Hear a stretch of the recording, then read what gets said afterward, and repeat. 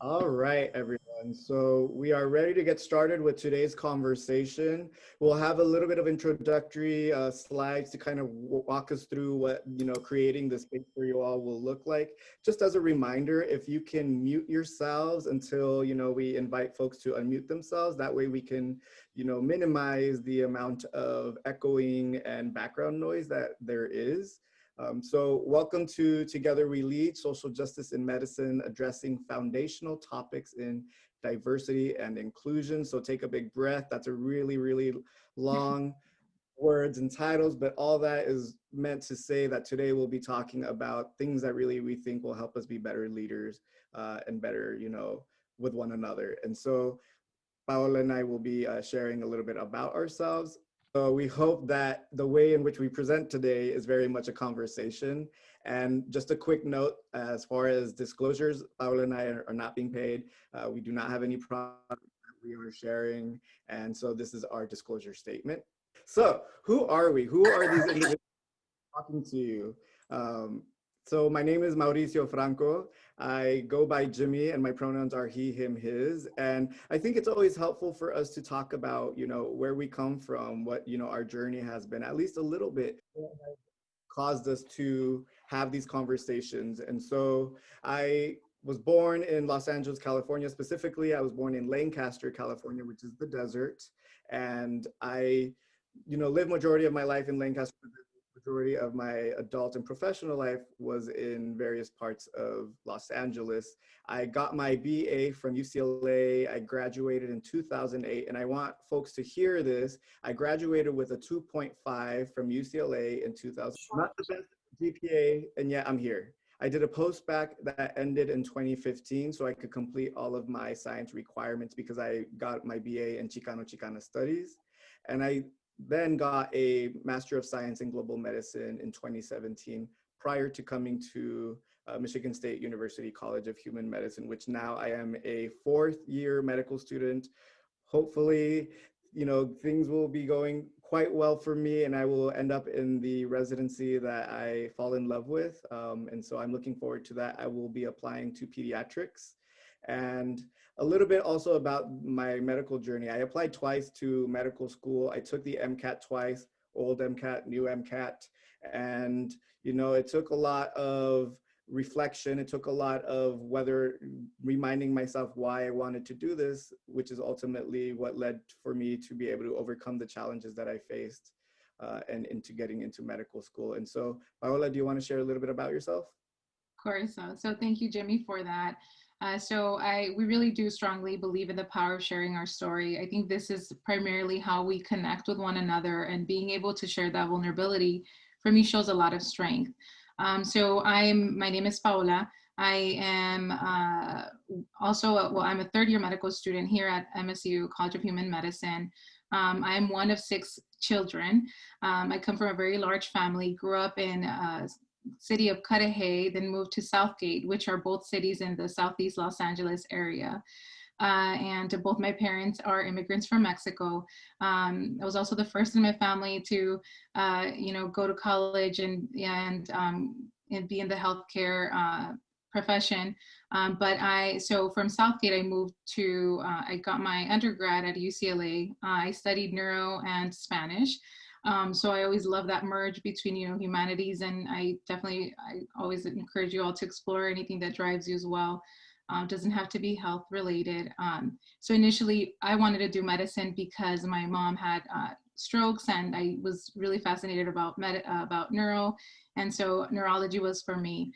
But after experiencing UCLA as a pre-med and retaking 4 courses, graduating with a 2.9 overall GPA, it really became daunting to me that, I didn't really recognize everything that it required. I realized what people meant, what they said, you grew up in a low-income community.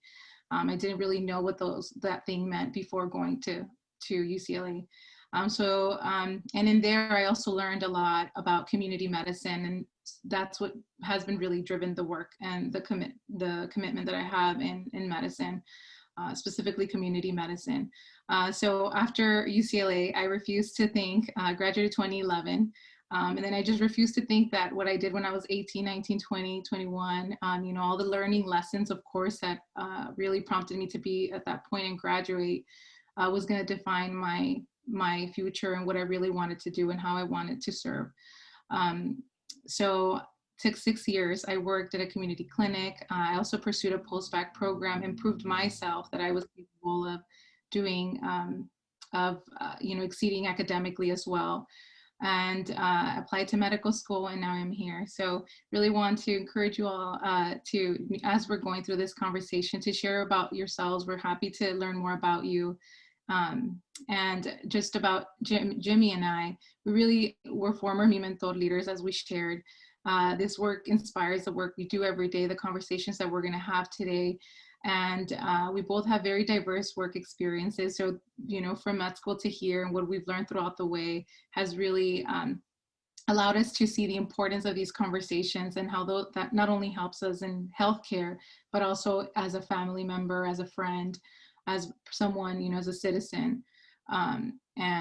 We want to put a disclaimer: we're coming from the lens of our own lived experiences. In no way are we experts, and we just really want to share. We're very passionate and committed to learning and sharing, continuing to learn and share. And we really want to honor the grassroots leaders that have paved the way, that have really allowed us to also grow and have been able to shine light on a lot of the things that, you know, we as future healthcare professionals or healthcare professionals are responsible to address. And if I could just add really quickly, Paola, because, you know, I think sometimes it's important to answer the why us. Why are we talking to you all about diversity and inclusion? Why are we talking to you about intersectionality, culture, humility, narrative medicine? And honestly, it's because we are responding to the ask, right? Which is talk to your communities, work in your spaces, and have conversations that sometimes are hard, have conversations that require us to kind of grow and reflect. And so our commitment to, you know, moving us forward is working within the communities that we are part of to have conversations that are meaningful, important, and help us address, you know, issues around racism, issues around sexism, and all the various things that can kind of weigh heavy on us as we journey through life. So, and go ahead and go on the next slide. Just wanted to share that. Thank you for that. All right, so a little bit about the agenda for today. We had our introduction. We are going to be giving you a little bit of background as to, you know, what's grounding our work. Three of the main concepts that we're going to discuss with you all today are culture, humility, intersectionality, and narrative medicine. We're also going to give a background about each, kind of discuss them, see how we can apply them to ourselves. Really encourage us all to share as we're also digesting this information. And at the end, we'll have an activity where we can interact with one another and be able to apply these concepts. And then at the end, we encourage questions, we encourage the chat box, but if we don't have chance to be able to answer your question or any of that, we'll make sure to have some time at the end to really address any questions that we have. So we do want to acknowledge that some of these conversations can be heavy. We will ask you all to, you know, have some reflections. And so when we reflect on issues around intersectionality, when we reflect around issues around racism and oppression, it can feel heavy. And so we wanted to take a moment and give a little bit of a content warning and encourage you to reach out. If for any reason the conversation feels too heavy for you, feel free to step away. Feel free to chat privately into the box to any of the hosts if you need someone to talk to. So we think that, you know, in these conversations, it's really important to responsibly have these conversations. So we wanted to open that space to you as well. And also, if things get choppy and you can't hear us, do let us know and we'll do our best to work through that. So just wanted to take a moment and talk about that. All right, so first activity, like we said, this is an engaging, you know, conversation. So we'd like for you all to take a little moment and use the chat box and tell us why you are here. What captured your attention? What do you hope to get out of this session? And so take a little moment and we'll read a couple of them out loud. I think it's always important too to reflect on that, because if you know why you're entering a space, then you will, you know, have a better outcome for yourself as far as what you walk away with. And so it's good to engage with that question. So I'm committed to finding and Deconstructing Oppressive and Discriminatory Practices in Healthcare. Yes, we are too. I'm here because I would like to learn about reaching out to underrepresented patient populations and cultural competency. We'll get a chance to discuss about that as well, actually, as well. So, medicine. Yeah, this is wonderful. So do keep chatting those answers in. Do keep chatting, you know, amongst yourself, and some of our MiMentor leaders who are on there can also answer questions. If we're not speaking, then we'll sometimes, you know, add some answers in there as well. And so thank you for participating in this first activity, and we'll jump into our next slide.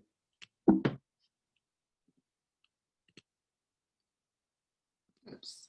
Okay, so a little bit about the background.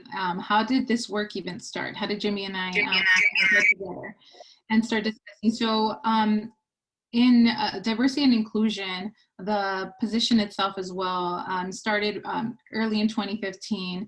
It was really initiated by, I want to say, Jimmy, who's here, one of our speakers. It's always a pleasure working with you. And so it was really a guide that was initiated with the need that a lot of, as we were creating this MiMentor community, and as we were bringing a lot of students from diverse backgrounds, and you know, having that ask for mentors to mentor students like us and like Jimmy and I, where was the responsibility? How were we preparing those mentors to be of a support to students, to empower their journey and really allow them to shape, you know, their future? There's a big sense of responsibility that it comes with mentorship. And so this guide was created to address these topics, to create a more diverse and inclusive atmosphere by recognizing that responsibility that we have as a community, and providing them with a guide that can initially discuss these big topics, 3 of the ones that we're going to talk about today, and also as well walk them through how you could apply it in that faculty-student mentorship relationship. So Jimmy and I were both at Michigan State, and we both saw the big need that we were recognizing it not only in MiMentor community, but as we were both engaging as medical students, as we were both being taught by a lot of faculty that probably, you know, just by looking at our names or listening to us speak or learning where we came from, you know, they already had these biases about us and how that could impact our own journey and our ability to succeed. And so we transformed this guide into a tool, and that's kind of how what we're testing out. We want to be able to create a tool that can directly address these dynamics that are currently happening, that can influence a lot of the turnout and the journey that we as medical students or people in the healthcare profession are experiencing as first generation, as people of color. And so we want to give a special thanks to some of the faculty that's actually helping us in this work, Dr. Kelly Blake, Dr. Sabrina Ford, Dr. Elizabeth Guerrero Lyons, and Dr. Loeza as well, for helping us be able to transform this into from a guide to a tool. And just really quickly, I think to add, because I think all the things that you said are super important, and just wanting to get folks to think about the things that you do in your medical education ultimately can have an impact on health outcomes of the patients that you see. And so Paola, and given the community work that we have done, and Paola has done some really amazing work back in Los Angeles and in her roles prior to coming to Michigan State University, we saw firsthand what social determinants of health look like. You know, we saw firsthand how the lack of training or the limited capacity folks have to work with diverse communities can lead to, you know, underutilization of healthcare resources. And so we felt, you know, thinking upstream, thinking, you know, root cause, if we can create something to support our peers and our mentors to kind of have these deep conversations, then in some way we project that we can have an impact on outcomes. So just wanted to add that. Thank you for that. And this work was not done alone. As Jimmy and I both, when we have conversations, we both approach things different perspectives. And I think this is why we really gain a lot from each other. Other contributors to this tool, this guide initially, the initial guide, I just really wanted to acknowledge the work that other individuals also took in developing this guide initially. Yadira Brivesca, Melita Johnson, Rodrigo Sandoval, Vanessa Rangel, Alejandra Novoa, and Dr. Efrain Talamantes for really grounding this work and what has motivated us.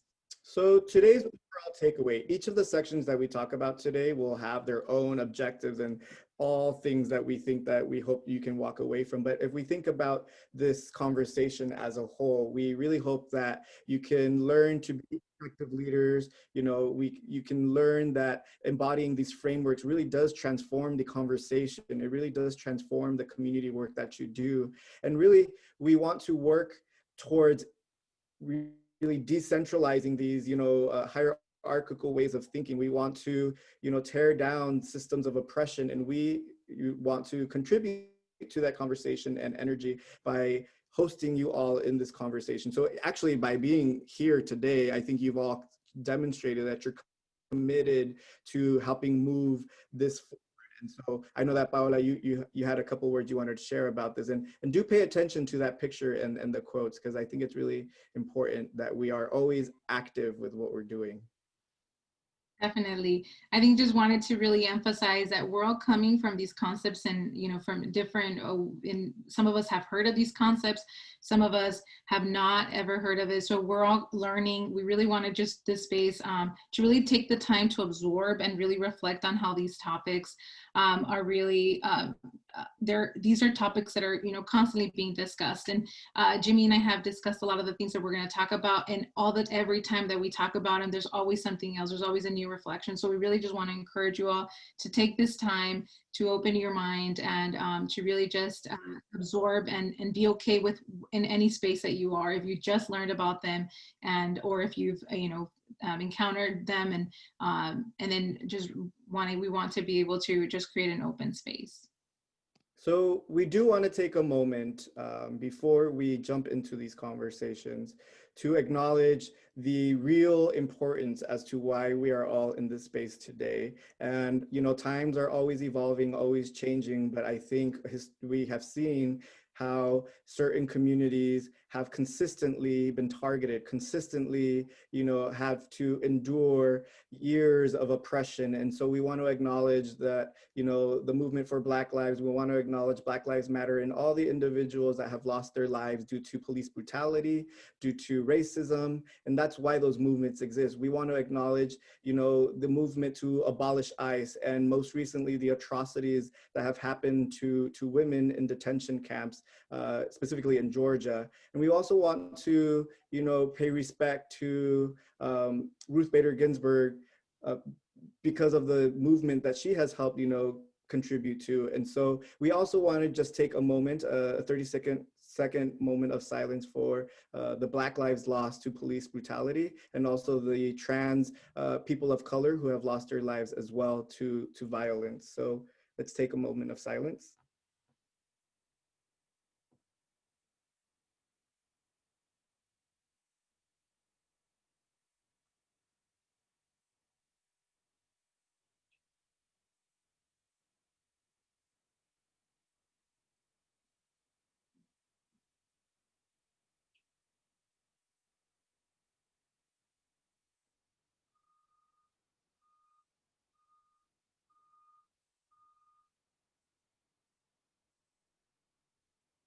Thank you, everyone, for joining us in this moment. I think it's always important to center the work that we do. I think it's always important to recognize that these conversations are not just thought exercises. These conversations are because people have lost their lives. And so, as you enter the space, feel free to kind of engage with that part of the conversation as well, because I think it's super important to acknowledge that. So thank you, everyone. And this will actually jump us into the first section of our, what we consider to be our diversity inclusion interdisciplinary tool, DIIT. And so Paola will start us off. All right, thank you. So culture humility, learning from others to build healthier communities. I really felt that this is a very meaningful topic for Jimmy and I when we think about how we are connecting with patients, and when we think about how we're connecting with other colleagues, with friends and family. So we'll start off by first talking about just our objectives. We are going to be discussing the definition of culture, culture humility. We're going to be identifying ways culture humility adds values to our work, and we're going to be describing how patient care is impacted by culture humility. So before we talk about culture humility as a whole, I think one of the big things that we need to discuss is definition of culture. And so as we were looking for a definition of culture, these are all the definitions, for example, Merriam-Webster dictionary had. It was defined as customary beliefs, social forms, and material traits of a racial, religious, or social group. It was defined as the characteristic features of everyday existence, such as diversions or a way of life shared by people in a place or time. It's also defined as the set of shared attitudes, goals, values, and practices that characterizes an institution or organization. It was also defined as a set of values, conventions, or social practices associated with a particular field, activity, or societal characteristic. And it was also defined as the integrated pattern of human knowledge, belief, and behavior that depends upon the capacity for learning and transmitting knowledge to succeeding generations. So I really want to actually ask for you all to kind of, maybe if you put it on the chat box and share, what is your definition of culture?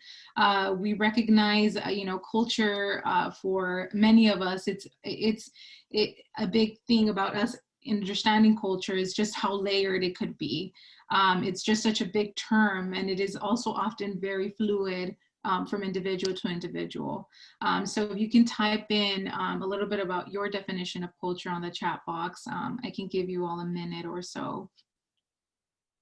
Yeah, let's see what comes up. Curious how folks kind of define culture for themselves. Because even for myself, right, when I think of culture versus when I think of cultura, for some reason in my head, that transforms for me. And so I think that's something to consider as well. So definition that focuses on values, conventions, and social practices, the world I come from and how I navigate my everyday life. These are all wonderful. I think culture could also be celebrating and acknowledging differences in language, religion, beliefs, etc.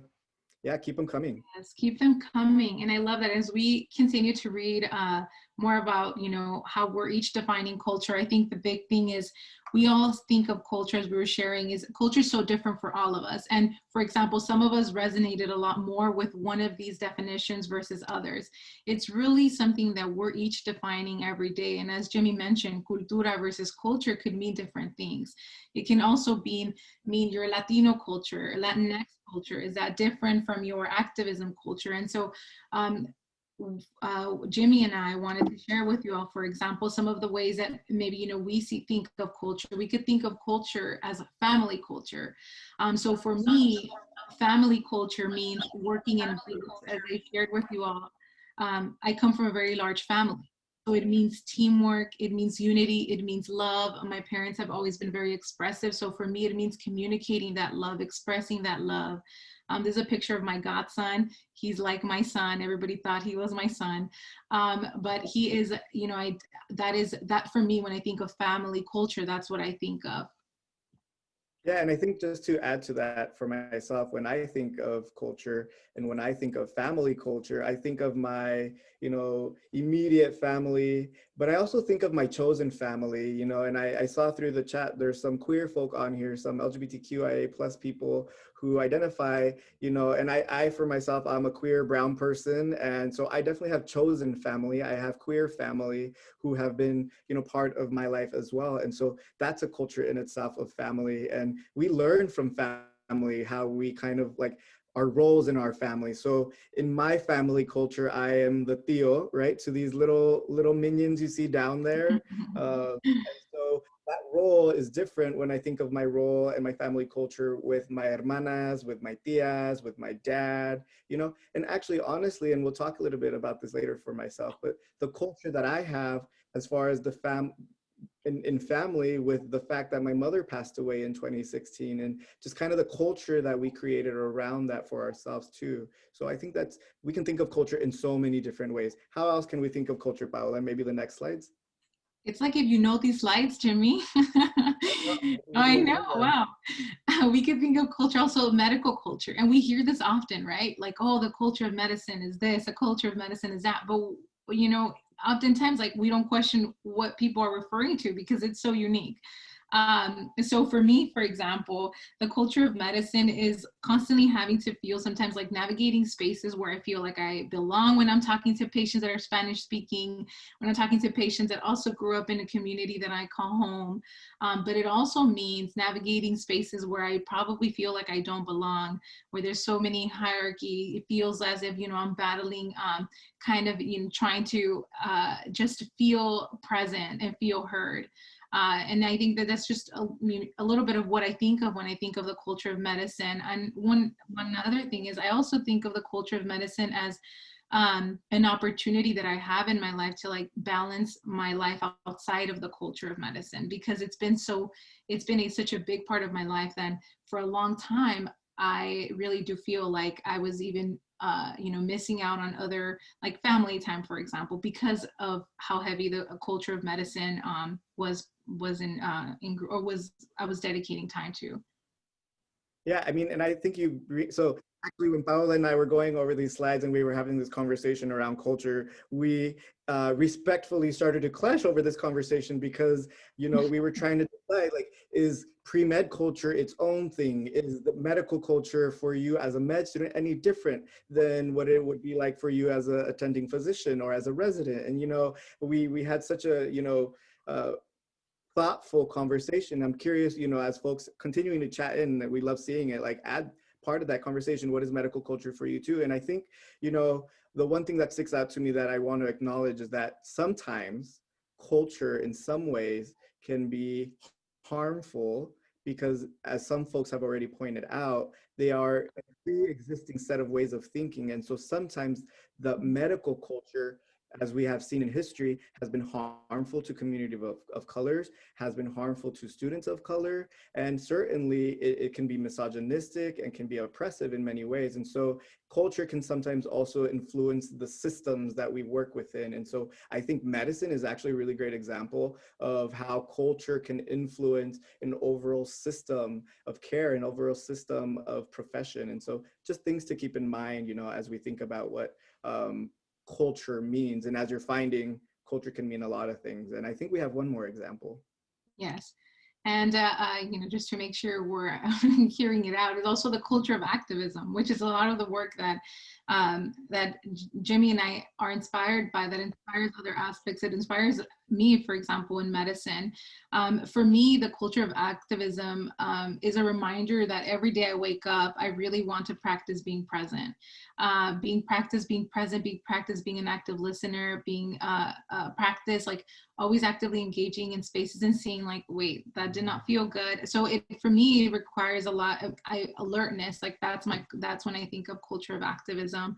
It also I think about it as well as like my day-to-day responsibility of just engaging in conversations, and also learning to engage in conversations and not making assumptions when maybe I hear, you know, certain phrases being heard by other individuals, like always assuming the best, but always willing to learn.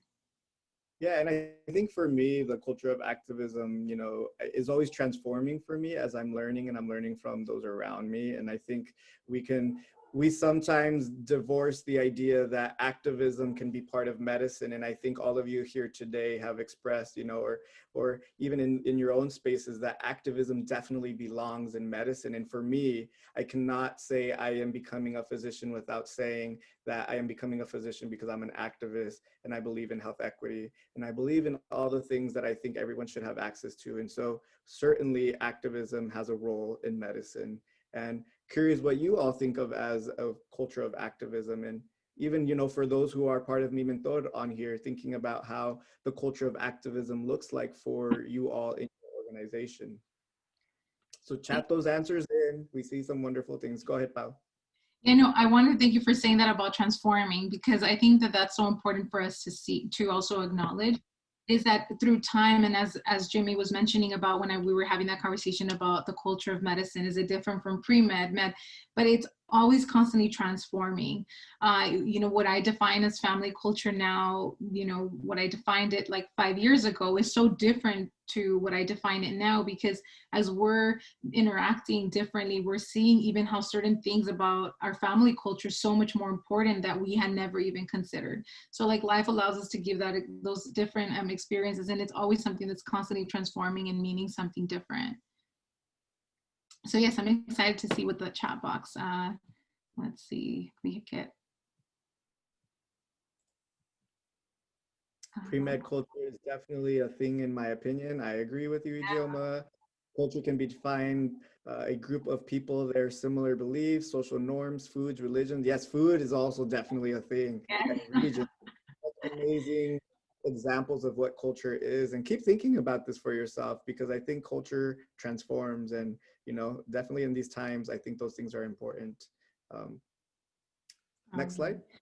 So yes, so I think the reason why, you know, we wanted to dedicate a lot of time into culture is because, as we have discussed, it could mean so many different things. Jimmy and I, for example, and we got to see from the chat box, all of us got to share a few things, and we all got to see that it is so different, even for each one of us. And so that is really the basis of what culture humility means. Culture humility is a lifelong commitment of self-evaluation and self-critique to redressing the power imbalances in the patient-physician dynamic, and to develop mutually beneficial and non-paternalistic clinical and advocacy partnerships with communities on behalf of individuals and defined populations. So, sorry, I know I had to read this. I really wanted to read this to really credit the work that Dr. Tervalan and Dr. Maria Garcia kind of worked on. They based, they're both, as we were, their credentials are they're both doctors that really wanted to think about cultural competence outside of just cultural competence. They grounded their work in understanding that because culture is so different to everybody, us as being in any field, it's a responsibility for us to continue to learn from one another, and to really create environments where we're both learning from each other, what each other's culture. So for example, although I also am from, you know, have Mexican roots in me, it doesn't necessarily mean that I know what it means for any another individual that's also born in Mexico, first generation. I know exactly everything about their culture and how that impacts their health. Because their definition of culture could be different. So Dr. Tervalan and Dr. Maria Garcia really wanted to think about cultural humility beyond cultural competence. There is no endpoint, and there always is learning on both ends. They can learn, patients can learn about your culture, and you can learn about their culture. And so there is a lot of focus on understanding how that really centers the voice and the needs of the patient. You're really understanding and learning from the patient, and the patient is learning from you, and it focuses on gaining that trust from one another, and also empowering the patient, and being able to eliminate that notion of you being an expert, you know, just because you also grew up or you've grown up in certain places doesn't mean that we understand all the effects that it's also having on another individual. If I could add, Paola, too, that, you know, I think the idea of cultural competence sometimes limits our willingness to keep learning. And so sometimes we receive that certificate that we attended X, you know, training, and now we are, because I'm certified, I am now an expert, right? But we're not experts on people's lived experiences. And if you can humbly accept that notion, then you'll always be learning. And the other thing I wanted to kind of also acknowledge is that, so Dr. Murray Garcia actually came to speak at one of the MiMentor events back in California. I forget what year it was, but it was for a Together We Lead Social Justice in Medicine in Merced, and I got to meet some MiMentor current leaders at that event as well. And something that I think was really important too is that we co-facilitated this training with Pavi Tamu, who is a Black activist in Los Angeles, who has had leadership in Black Lives Matter Los Angeles as well. So just kind of honoring the work that folks have done. And actually, Dr. Loaiza and I drove together to Merced to facilitate and host this event. So definitely want to give shout out to kind of the origins of this conversation, and definitely thanks to Dr. Murray Garcia and Turvalon. Thank you. Thank you for that. And I think it's always, good for us to think about how also like the conversations that, you all probably had in the Together We Lead event, and how that's transforming as we're constantly talking about it. Because a lot, one of the things that Dr. Travelone and Dr. Murray Garcia were mentioning is, is there a need for us to have another term for something where we're maybe both saying the same thing? And so, but I do feel that it's important for us to share some of the big groundwork, and thank you, Jimmy, for sharing that, for honoring them. Next slide. So there are goals, the goal of community humility, just wanted to really summarize it into a slide so we can really make sure that we take away what we would want you all to take away from culture humility. So the goal is really to encourage, as we were sharing, that self-awareness and that growth in order to increase the cultural awareness of us as service providers. We really want to highlight the journey of learning and growing, and underscore the importance of self-reflection and how important that is for us to, and I really do feel like self-reflection really comes from self-awareness, and always asking ourselves why. So we appreciate that as we're asking you all to kind of send it on the chat box. We also recognize that sometimes it takes us time to get that, self-reflection piece, and what does it mean to have, just answer these questions. Culture humility works on healthy and supportive relationships, and it really focuses that these healthy and supportive relationships are built by practicing us coming from that humble perspective of knowing that we're not experts. We don't know everything, and we don't know our patient until we get to, actually have these conversations with them. Those are, that are committed to culture humility will work to eliminate any inherent power inequality between providers and patients in order to achieve a partnership. So it really works on, sure, as healthcare providers, and we are going to be learning, sorry about that, I need to take out my messages right now, and I'll do that right now. So it really works on us understanding that, us as physicians, eventually medical students in any field, we might know a lot from our perspective in terms of the pathophysiology, or the, even us that have had experience working in social determinants of health as well. And we might have an understanding, but yet we're still not experts. And so it's important for us to recognize that, by us being able to practice culture humility, we're removing that power inequality, and also knowing that patients are helping us be able to provide the best care for the goal that we both ultimately share, which is their health and prosperity outside of, clinic. It calls for understanding the power dynamics, as I mentioned, that can not only happen between patient to patient, this also happens from physician to physician, from student to student, even as family members. Sometimes we catch ourselves, or we might be in situations where we're like, oh, I also grew up in a large family. I still made it here. I still did it here. So you almost, and it's not that it comes in those conversations, but it's also good for us to practice that self-reflection. Yeah, I think you bring up a good point, Paola, as far as it's when we talk about cultural humility, it's certainly, the origins of it, Dr. Murray Garcia and Dr. Turvalone were thinking about it in the context of clinical care, but you can step back and think about it also, like Pao said, amongst, yourselves as leaders, student leaders, and your peers, or that relationship that you have with family, that relationship you have with others outside of the self, really, if we think about cultural humility, in a broader context. So thanks for sharing those things, Pao. No worries. Thank you. So why is culture humility important? I think Jimmy and I have kind of, really emphasized this, but it's important because it allows us to have this lifelong commitment to self-evaluation, self-reflection, questioning these power imbalances that we can always have, and questioning even those, that might be like microaggressions where we might not catch.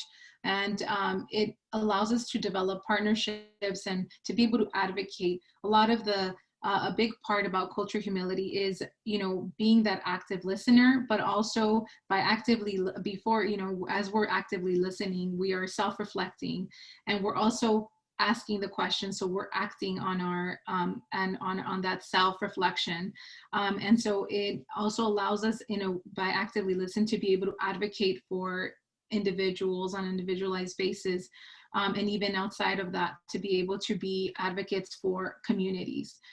It decentralizes that power and hierarchy, and we're able to uplift communities, just as MiMentor really grounds the work on sharing your story. You are empowering individuals by also being able to listen to that and sharing. I just want to add, Paola, that, because we've talked a little bit about that power differential and, decentralizing power. And I think just to name it, like, what do we mean by that when we're saying that there is a power dynamic that happens between the physician and the patient?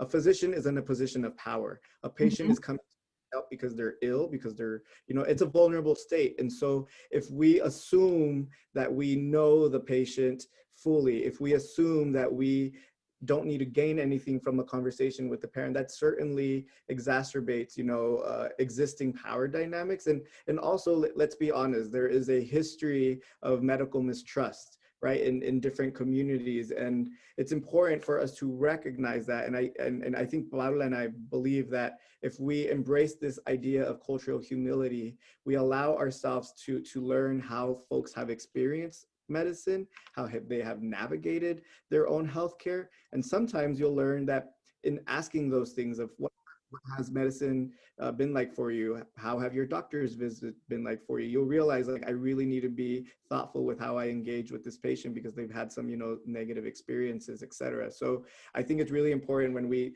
talk about power imbalance, what that really means. And there's a lot of power that you will have as a medical provider. And there's a lot of imbalance that happens just by the assumption that you as a provider know everything. And I actually think, just from my own like family experiences, sometimes my family will be like, oh, the doctor, like, they know everything. I don't need to like say anything because they're just going to tell me what to do. And so sometimes as community, we've learned to give up that power. And so I think it's important for us to kind of acknowledge that there is a power that we can hold that we need to thoughtfully and ethically redistribute. So just wanted to add that point, Pao. No, thank you. Thank you for naming it. I feel like sometimes it's just that it takes us to name it, to also recognize it, that, despite us also coming from communities and being in this field, like we have that power, even in our families, as well as like someone in the healthcare field, they'll ask us like, oh, they know it, but it's an opportunity for us to empower our patients and also from this point be able to let them know that it's important for us to get to know them because we want to give them the best care, and that we want to come from a place where we're not experts. We want to come from a place where we really want to not assume anything and learn from them. So as we're both mentioning, this is not a state, there's no end point in understanding culture humility or being culture in understanding culture, for example. There's no end point. And so, further emphasizing on that lifelong self-reflection and growth. All right, so how can culture humility improve the self? So I really want to take this moment to just kind of ask you all to use the chat box and send us maybe some things that you're seeing, how it could improve you and your journey, and where you're currently at as a pre-med student, as a med student, as a doctor, or in any position that you're in, as a friend, as a colleague. I would love to hear a little bit more about how y'all think of how it could improve the self. And as you're all adding your sharing with us, we really just want to emphasize, a little bit of our takeaways, how we feel that it can improve us individually, is really, it allows us to let go of stereotypes. and that false sense of security, as we often shared with you all, that stereotypes can provide. And it allows individuals to recognize even those stereotypes that we have amongst our own selves, and then that we might have for communities that might look like us, that communities that might come exactly from places that we come from. And so it really allows us to approach situations and approach patients from a more open perspective. So let's look at the chat box. I realize I just muted myself. Yeah, keep chatting through, and then let's hear how you can improve or think about this for yourselves. And I actually want to challenge the folks who are part of MiMentor on here to chat in as well, how you think MiMentor can respond to this idea of cultural humility.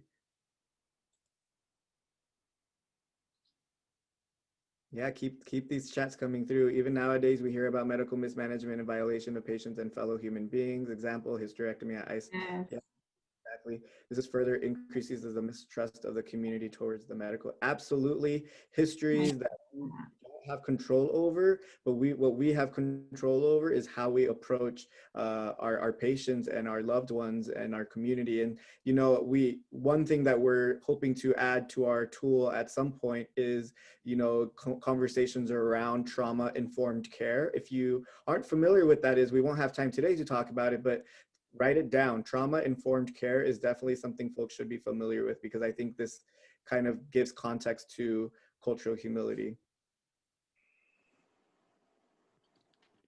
Or MiMentor, engaging and recruiting more folks who are URM and do not identify as Latinx. That is certainly really important. And I actually think it's really important for us to recognize, because I think sometimes, in our work today won't focus on this particular conversation, but I think it's important for us to talk about how traditionally Latinx culture, neglects the idea that there are Black folk in the Latinx community, right? So when we talk about Latinx, we should also be talking about Black experience. We should also be talking about how we as a community have also perpetuated anti-Blackness. And so I think that is something that is definitely part of a conversation of learning and having, building this culture of humbly learning from those around us. So.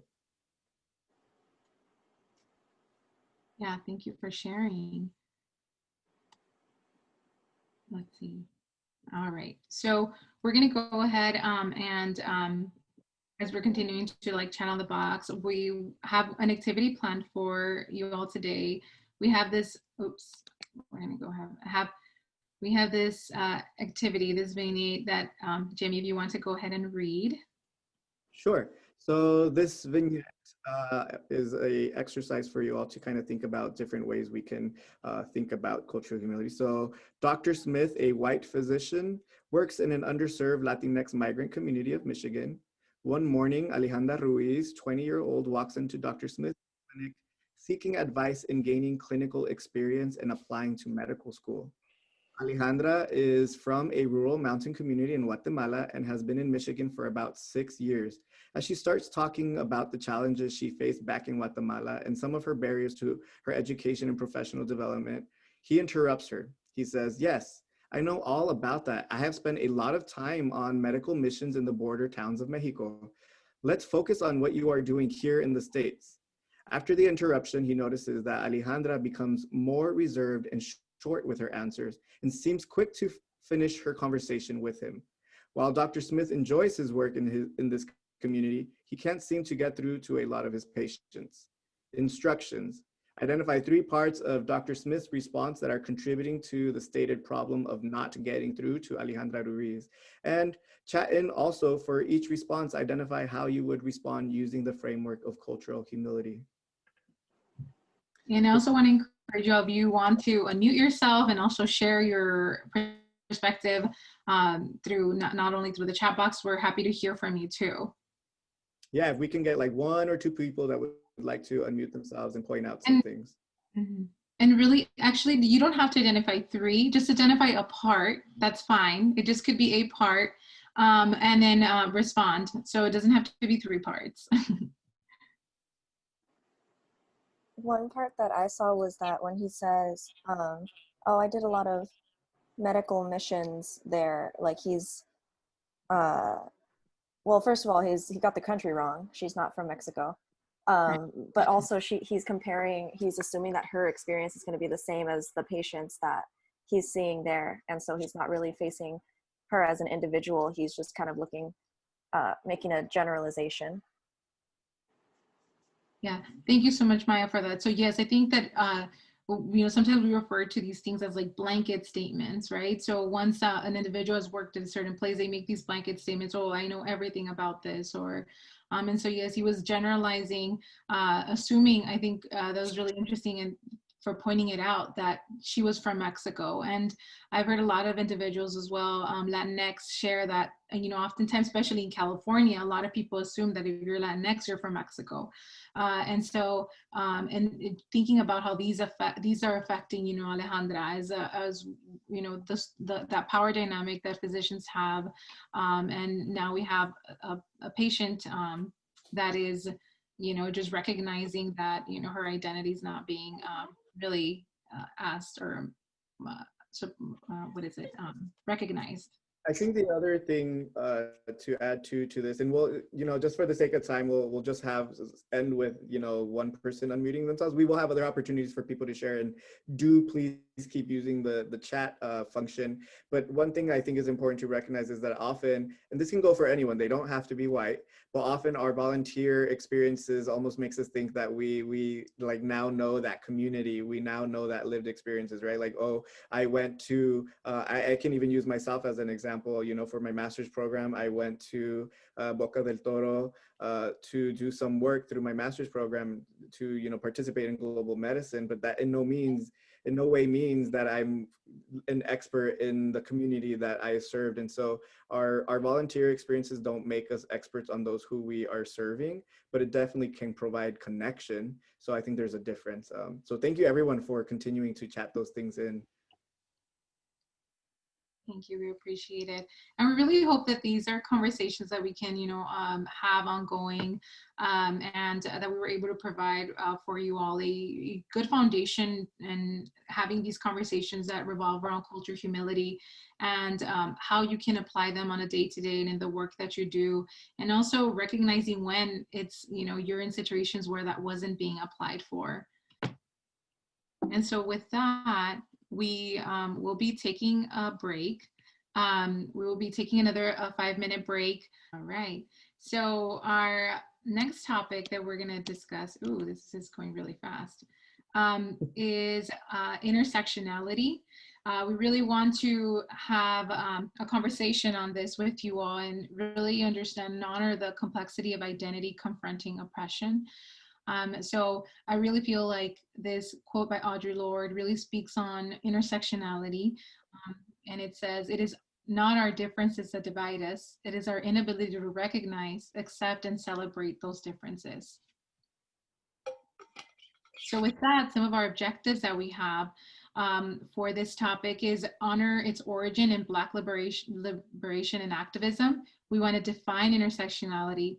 We want to discuss as well why it is important, and explore ways why intersectionality as a framework can be used. So very similar format to our previous one. So I think it's really important for us as we do work, and for you all, just learning by example, that so much of the things that we talk about, so much of the way in which we interact with these conversations is definitely rooted in work that folks have done in the past. And so we definitely think it's always important when you're introducing various concepts, various topics, that we honor the folks who have done that work. So intersectionality comes from a term or concept that Kimberly former or current actually professor, UCLA law professor, coined as a way of giving context during a court case or in a court write-up, and you can see that they're listed on the first bullet, to acknowledge the various ways in which a Black woman, women of color experience various forms of oppression, various barriers, various challenges. And so really the concept of intersectionality comes from, a Black leader, and also giving context to the life of a Black woman in context to women of color. And so I think it's really, really important for us to uplift that the reason why this existed was because Kimberly Crenshaw did not believe that there was currently in that time a way of talking about the many ways a person can be impacted by the heaviness of the things around them. And so also acknowledging that we all are more than one thing at one time, right? So giving again the example of a Black woman is a Black woman, but also many things. A Black woman can be a mother, a Black woman can be an educator, a professional, a person who is experiencing disability. And how do you incorporate those things into conversation, into legislation, into court cases? So Kimberly Crenshaw came up with this idea of intersectionality, and we have certainly used it in different ways since then. And so, you know, as we have those conversations, it's super important to address that it comes from somewhere.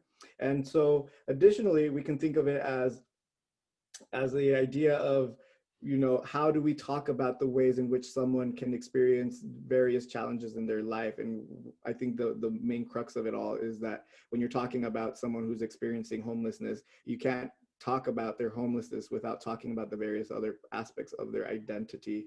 And so I think that kind of summarizes the ways in which we think about it. So the last bullet there is, for instance, a transgender Latino man could face xenophobia in today's America, right, despite being a naturalized citizen, which in turn may be compounded by a low economic status and transphobia, right? So we can think about intersectionality when we think about the various ways in which a person is impacted by the world around them.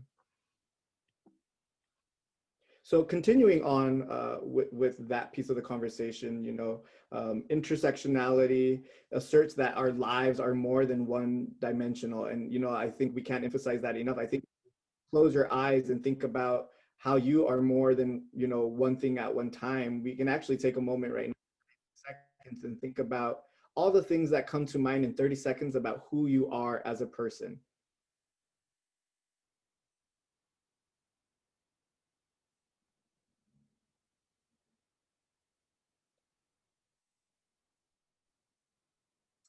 So go ahead and close that thought for yourselves, and just also emphasizing it's a sociological theory that identifies the ways in which oppressive institutions, so racism, sexism, homophobia, transphobia, ableism, xenophobia, classism, are interconnected and cannot be examined separately from one another. So these are all various interpretations of how people have utilized the words of Kimberly Crenshaw. It also can be thought of as identities can overlap because of this. A person may face multiple threats of discrimination. It is the cross-section between race, gender, sexuality, and status. Intersectionality explores the interlocking systems of social inequality at the social structural level, which are often used to oppress groups of people. So it definitely can be defined in different ways, but I think the one thing that we have to always keep in mind when we talk about intersectionality, it is talking about how we think about oppression, how we think about, you know, what someone's lived experiences based on the various pieces of themselves. And so, you know, it's not an oppression Olympics, but it's an acknowledgement that we can face oppression in multiple different ways at one time. And so intersectionality, you know, I think just gives us an additional lens to have conversations that are very important. And so just thinking about there is power in having lived through adversity. And I think that's the other thing that just through this conversation, that there is, you know, a power in acknowledging that all the things that you have woken up to in one day, you overcome that every day. And that's different for everyone. And yet, you know, so I think there's so much power to pull from those experiences. And I think that's like a main thing to kind of also kind of thread through this conversation. And actually, sorry, Pao, I think the other thing I do want to say is that why we bring, right? Why are we bringing up this conversation around intersectionality? And we really, I think, are encouraging, you know, our members, we are encouraging our participants, our audience members to adopt these frameworks, not only to help build your, you know, delivery of care, delivery of you know, whatever it is that you're doing for community, but also for yourself. Because I think this also builds context to developing your sense of your story, your understanding of how you have been impacted throughout your life by the various events that kind of have made you think about the things that you go through. So go ahead and go to the next slide. Yeah, and I think so. Just before we move on to the next slide, I just wanted to kind of mention it, and I know that Jimmy, you've been discussing it and how we, importance of us thinking about all the different lenses and pieces that define us as an individual, and not just one, and recognizing that sometimes we might, we are. For example, in clinic, or we're thinking even about ourselves and what is, for example, I had to think about intersectionality from my perspective. Like, what about, how do I define myself? Like, what do I find are those pieces of oppression that I, have to recognize? So for example, being Latina, being a woman in medicine, being, the first pre-med in my family, also growing up in Southeast Los Angeles, and like what that meant, socioeconomic status. And so there's just a lot of, also, I feel like for us, like I really do encourage us just to think about what are those pieces that you feel also kind of embody you as a person, and thinking about intersectionality from your lens. And definitely chat in, thoughts that you're having, things that come to mind, as we're going through this work. And so the other thing I think is important before we enter the importance of intersectionality is also defining a language that is consistently used in this kind of conversation. And the, oppression is constantly used, and we've used it already today. And we thought it was important to provide you a working definition of what oppression means. And actually, I was able to attend yesterday an event for the Latino Medical Student Association for the Midwest for the House of Delegates. And we were lucky to have a presenter, Lisa Marie Alatorre, just lead us through conversation similarly to what we're having now around, addressing oppression and anti-racism work. And so she gave us this definition of oppression. So what do you mean when you say oppression? Oppression is the systematic mistreatment and denial of access to power and resources of people based upon their identity and identities. Manifests in a layered, rippled effect from institutional to interpersonal to internalized. So we can definitely think of oppression in different layers. We can think about it, amongst ourselves. Internally, we can think about it amongst the institutions that we belong to and organizations. And so, there's various ways, I think, that we can think about oppression. So we wanted to give that definition for you all today. Go ahead and go to the next slide. Yeah, so why is intersectionality important? And I think that we mentioned a lot of these things as we were having the conversation about what is intersectionality when we were defining oppression. So it's a framework. It recognizes the many multiple aspects of identity that enrich our lives and experiences. It highlights the complicated nature of oppression, right, and marginalization. It creates space for people to identify these barriers that one can encounter. And I think one of the big things about that is oftentimes, like, we are learning how to ask for help, but then sometimes it's hard for us to recognize where we need the support, where it is that, you feel like you needed more in other aspects. And I think intersectionality really allows us also to consider these different barriers within ourselves that we have and that other individuals can also have. So when we think about, for example, as we're thinking about COVID, as we're thinking about abolish ICE and the movement for Black lives, how is intersectionality affecting very different multiple aspects of their identities that are that are influencing their experiences as they, as we were discussing about the number of African Americans and Black communities and people of color that have passed away, why those numbers are much higher when it comes to COVID versus other communities. And I think, so I feel like understanding and thinking about intersectionality and how that influences these different types of individuals and their lives, it's for us to recognize.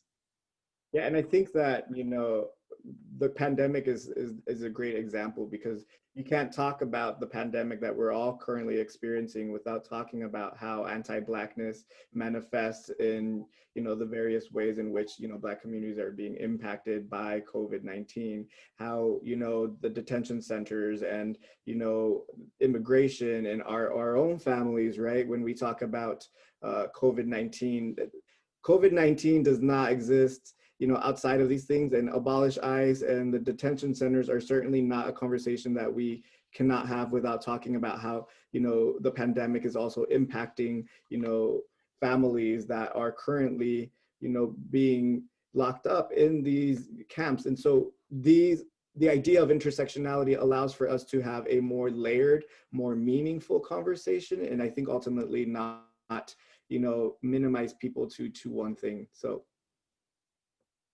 Thank you.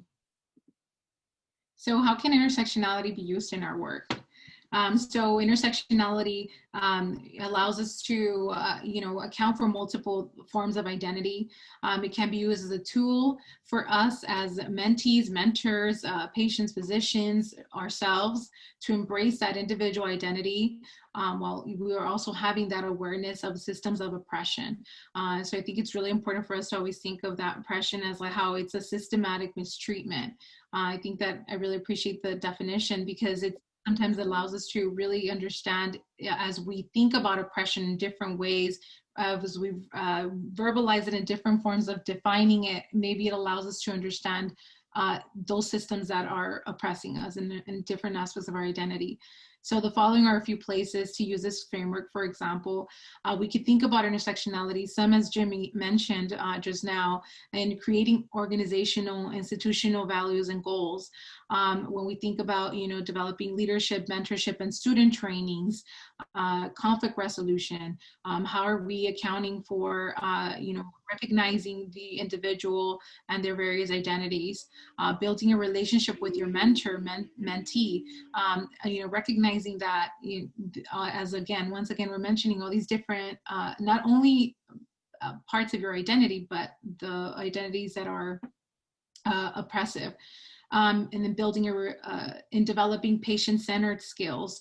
And so we want to take a moment to also really take a moment to reflect on intersectionality, thinking about it from your perspective, and also how does this really apply to MiMentor or to any of your individual projects?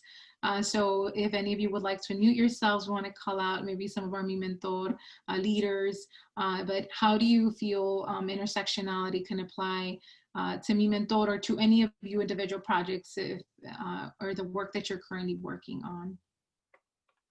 And as folks are thinking about that, feel free to chat into the chat box what you think as far as the projects you're working on and how you can incorporate you know, these frameworks. But yeah, feel free to unmute yourself to our MiMentor leaders, how you think these frameworks can support the work you're doing. And Jimmy and I really wanted to share with you all this example as well. For example, of you know, how MiMentor leaders, for example, can is I remember, I think Jimmy actually shared with me this example about there's a conference. So as MiMentor, we host a lot of conferences, a lot of workshops, and there was, I think, a panel with women in medicine, and their individuals were asking also how what do you think about family and getting married? And so there was that assumption that, you know, there's assumptions sometimes that are made for us as speakers, assuming that, you know, for example, every woman wants to get pregnant and have kids, and recognizing that sometimes as panelists, even though, you know, there's an audience, we also can make assumptions that all women want to also find that balance between being a mom and going into med school. And so, you know, for some individuals, it could also be triggering, right? If they cannot have kids or if they want to. And so it's important. It's one example that we wanted to share with you all. There's a... And I think just like to add to that, Paola, and some folks are definitely adding into the chat, so thank you for doing that, is just kind of emphasizing that certainly intersectionality is something that you can embrace as an individual to kind of acknowledge who you are as a person, right? But then I think it's important to acknowledge that if we think about intersectionality and if we think about our members, right? So if we're thinking about MiMentor and we think about MiMentor members, our members are quite intersectional and so many various experiences. And so sometimes we can get complacent with creating programming that has already pre-filled ways of asking certain questions that we don't stop and think about how we can diversify a representation of what different experiences in medicine can be. And so like Paola said, if we're having a panel on women in medicine, yeah, some of the questions around family can certainly be asked, but you know, women in medicine, them to be invited into spaces. And so just even simply, how is it being a doctor? Because we just want to know from anyone what it's like to be a physician and all the various challenges they may have faced up into that point. So keep chatting away. Definitely keep adding to the conversation. And I think I see sharing here, someone has written, being intentional with the language and events that we make. Sometimes we feel we are being inclusive by making a Latino individuals to feel invited, even if they are POC. I think that's a really absolutely important point that, you know, I think in amongst ourselves, sometimes we can limit who can participate by not thinking about this concept of intersectionality. So one of the things that we also wanted to address today is, as we are discussing a lot of, you know, some topics in social justice, and we recognize, I think we really want to add value to the background, because a lot of these terms over time end up, you know, evolving, and they evolve differently to different people. And I believe that, you know, it's oftentimes it's important for us to always ground back ourselves to what the background of the original work was. So this is why we always want to shine light. So intersectionality wars we want to discuss about is, so Crenshaw, as Jimmy mentioned, really, you know, began this, discussed intersectionality initially in 1989. And as the years have gone by, it's been meaning different things to different people. So she released an article in 2018, really calling for giving that answer of what intersectionality is and what it isn't. And it was really based on a response from an individual.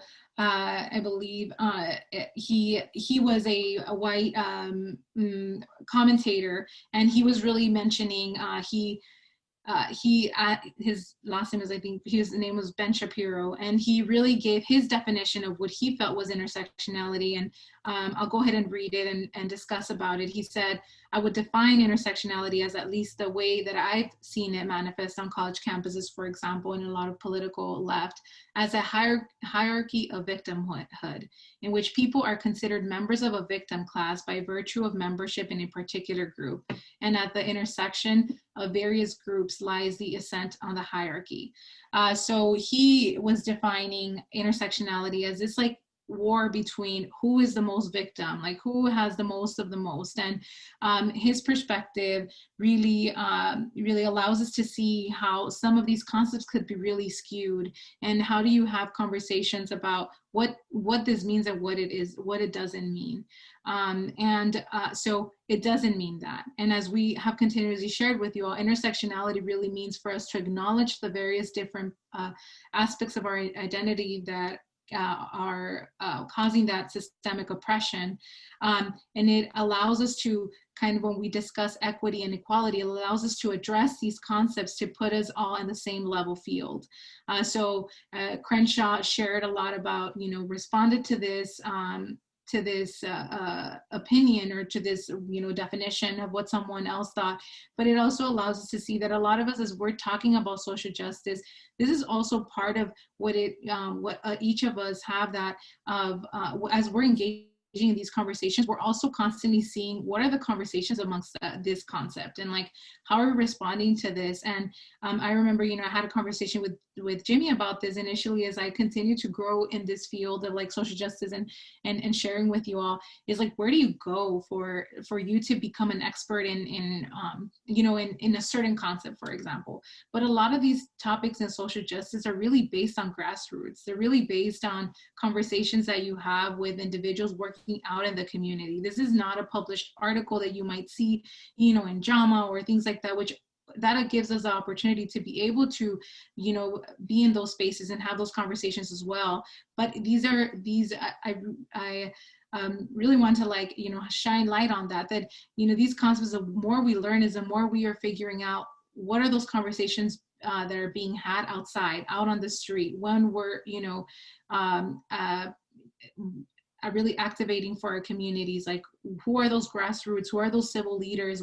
What are they saying? And that's where we really find the work in learning more about these concepts. I think, Paola, you bring up like to summarize it, you know, in a couple like points to 2 points, right? One of the points is that we as folks who are community leaders, we as folks who are, right, like have made this commitment to adopt these frameworks and conversations, we should also make the commitment to uplift and uphold those who have done the work, those who have coined that terminology, those frameworks. And so I think if we're having a conversation around intersectionality, we should always absolutely uplift the voice of Kimberly Crenshaw, and recognizing that, yes, we have absolutely transformed the idea of what intersectionality means and how it's used. But at the core, I think it's important for us to recognize that intersectionality was rooted in the idea that a person faces, and specifically Black women and women of color face,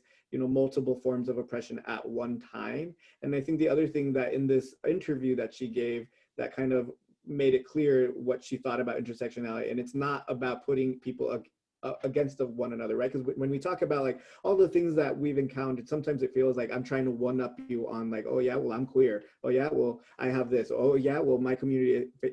For Kimberly Crenshaw, her response, it's not about that. It's truly about acknowledging what a person can experience at one time, and it's multiple things. So thank you for that clarity, Paola.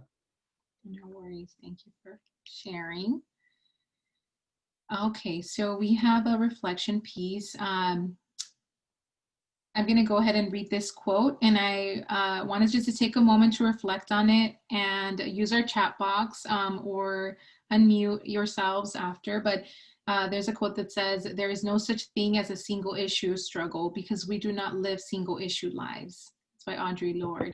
So we can just take a minute to reflect on this quote and then also chat on the box what this quote means to us. Yeah, we'll give you about a minute or so. Mm-hmm.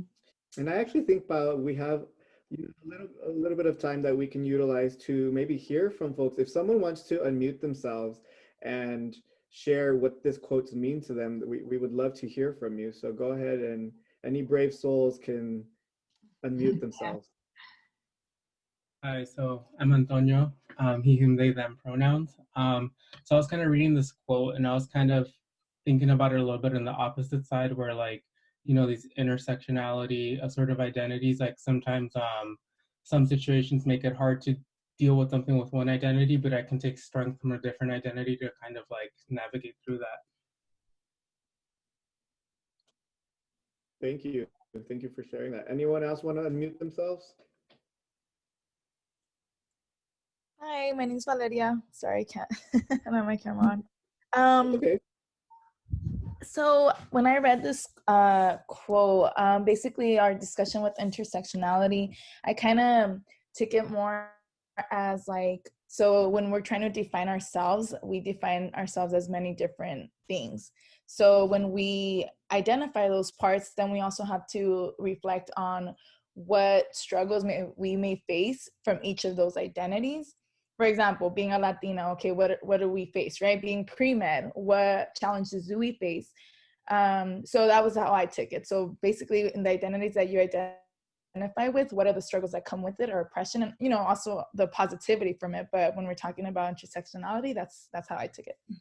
Absolutely. You bring up a good point. And certainly, you know, there's definitely a strength-based component to this. But like you said, Valeria, like, intersectionality challenges us to think about the various ways that we are oppressed, and also challenges us to think the various ways our patients are oppressed, our peers are oppressed.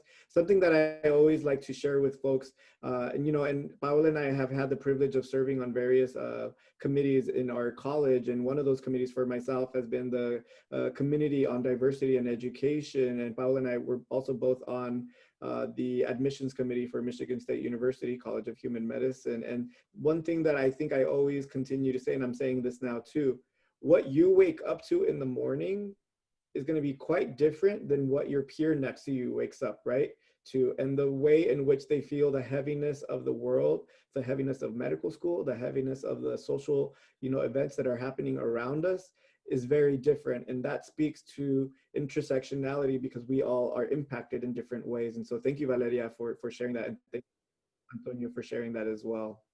And I hear that. I think oftentimes, like, we could see the strength piece, so adding on to what you were mentioning, but I feel like it's hard for us to see the strength piece if we haven't identified identified those areas. And so, so this is almost like, you know, one of our initial first steps. So it's very true. We could definitely see that strength piece, but it takes us to first identify those. And as even Antonio was mentioning as well, like sometimes other identity pieces allow you to like be able to navigate other identities that are, you know, and so I think that that's important to share. So thank you both for sharing.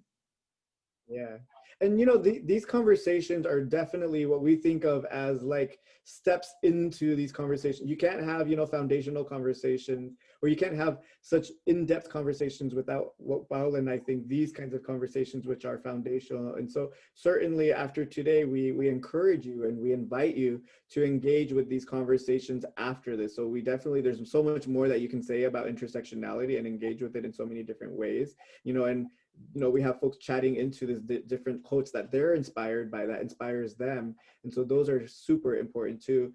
Just to read one last thing, this quote reminds me of what I witnessed during the racial climate times over the summer. The reality of those who are Black was extremely different than those of white people. Let's name that for sure. That experience is quite different. And I thank you for sharing that. And thank you for everyone who shared so far their various experiences. So absolutely.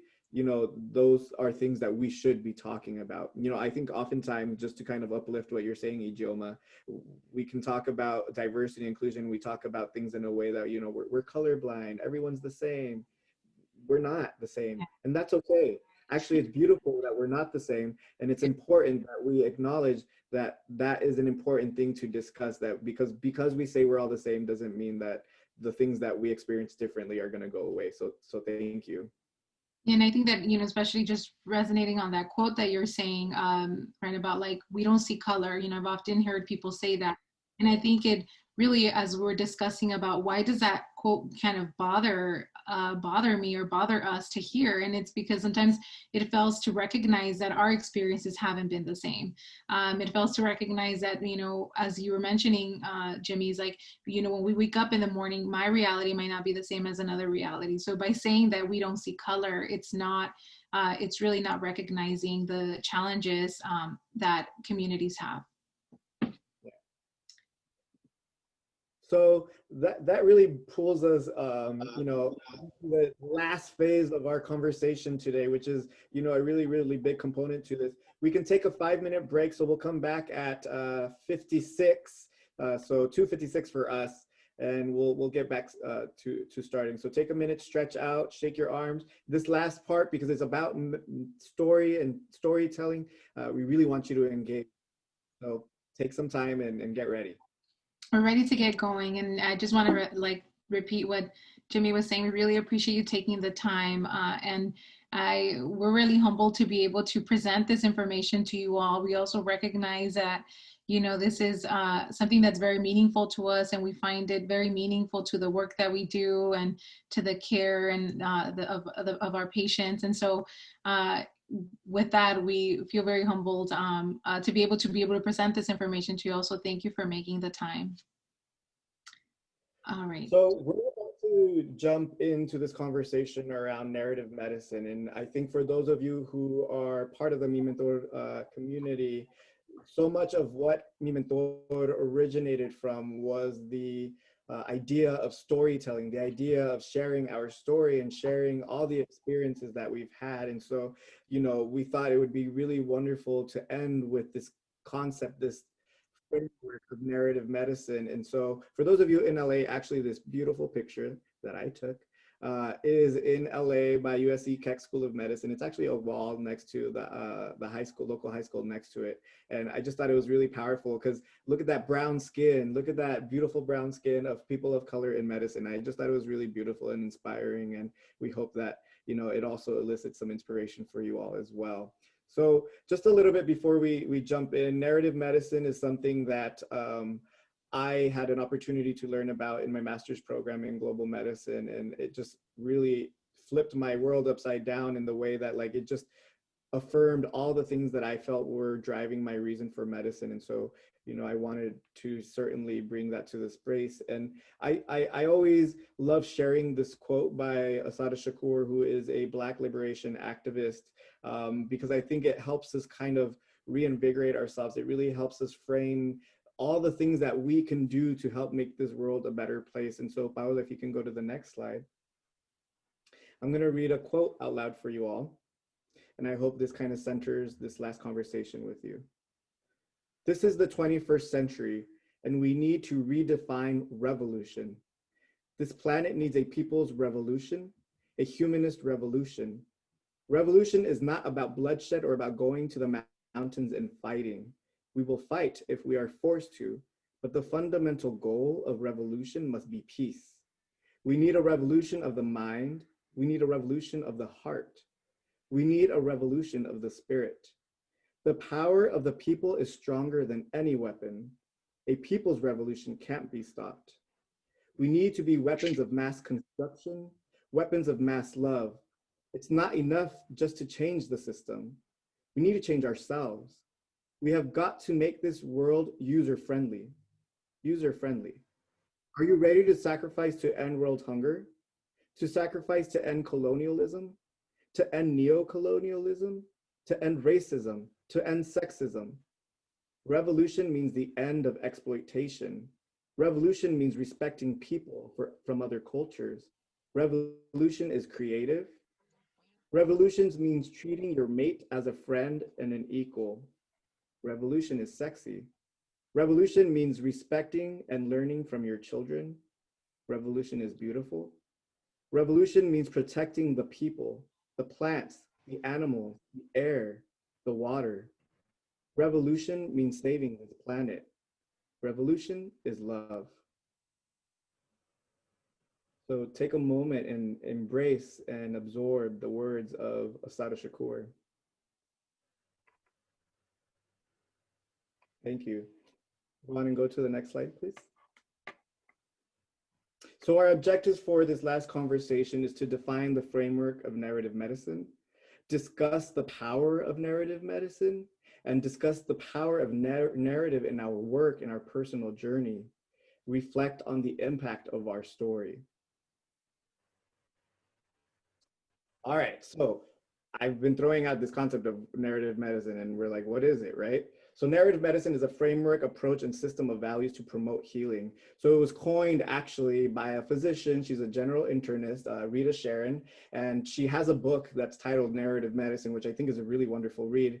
And it brings into context the impact of story. And specifically, if we're talking about why Rita Sharon did it, it brings into context the impact and the importance of illness narrative. And what do I mean by that? Illness narrative meaning someone who's coming to the doctor and all the things that they would love to say and don't say and are saying that we're all trying to make sense of. Illness narrative has to do with how you as a provider, as a person who is receiving story, how you absorb it, how you tell it. And really, if we think about it broadly, and I think this is what Paola and I also, when we have had these conversations, is how do we think about it in a more, broader sense? It's these narratives of hardships. And I want to stop there because I think it's really important if we're talking about narratives of hardship and we're talking to our pre-meds and we're talking to our medical students and even our physician mentors who are on this, oftentimes when we talked about culture earlier, right? There's this culture of shame for those who are applying to different programs to have to be really silent about the hardships you've experienced, right? If it's not in the context of your short little hardship paragraph that you share for medical school application, then you really start thinking about, can I share this? Can I not? Like, as an example, I had to really think about whether I would share that I'm a queer person of color when I was applying to medical school. And I absolutely felt it was important because it has defined me. And so many of the reasons why and I think Paola as well, share about our struggles in academics is to say that we don't have to be ashamed of our narrative of hardship, our narrative of education. And so, I think Rita Sharon and this concept really, I think for me, like solidified and gave me an anchor of like hope and inspiration to say like, yeah, my story is important. So is everyone on here as well.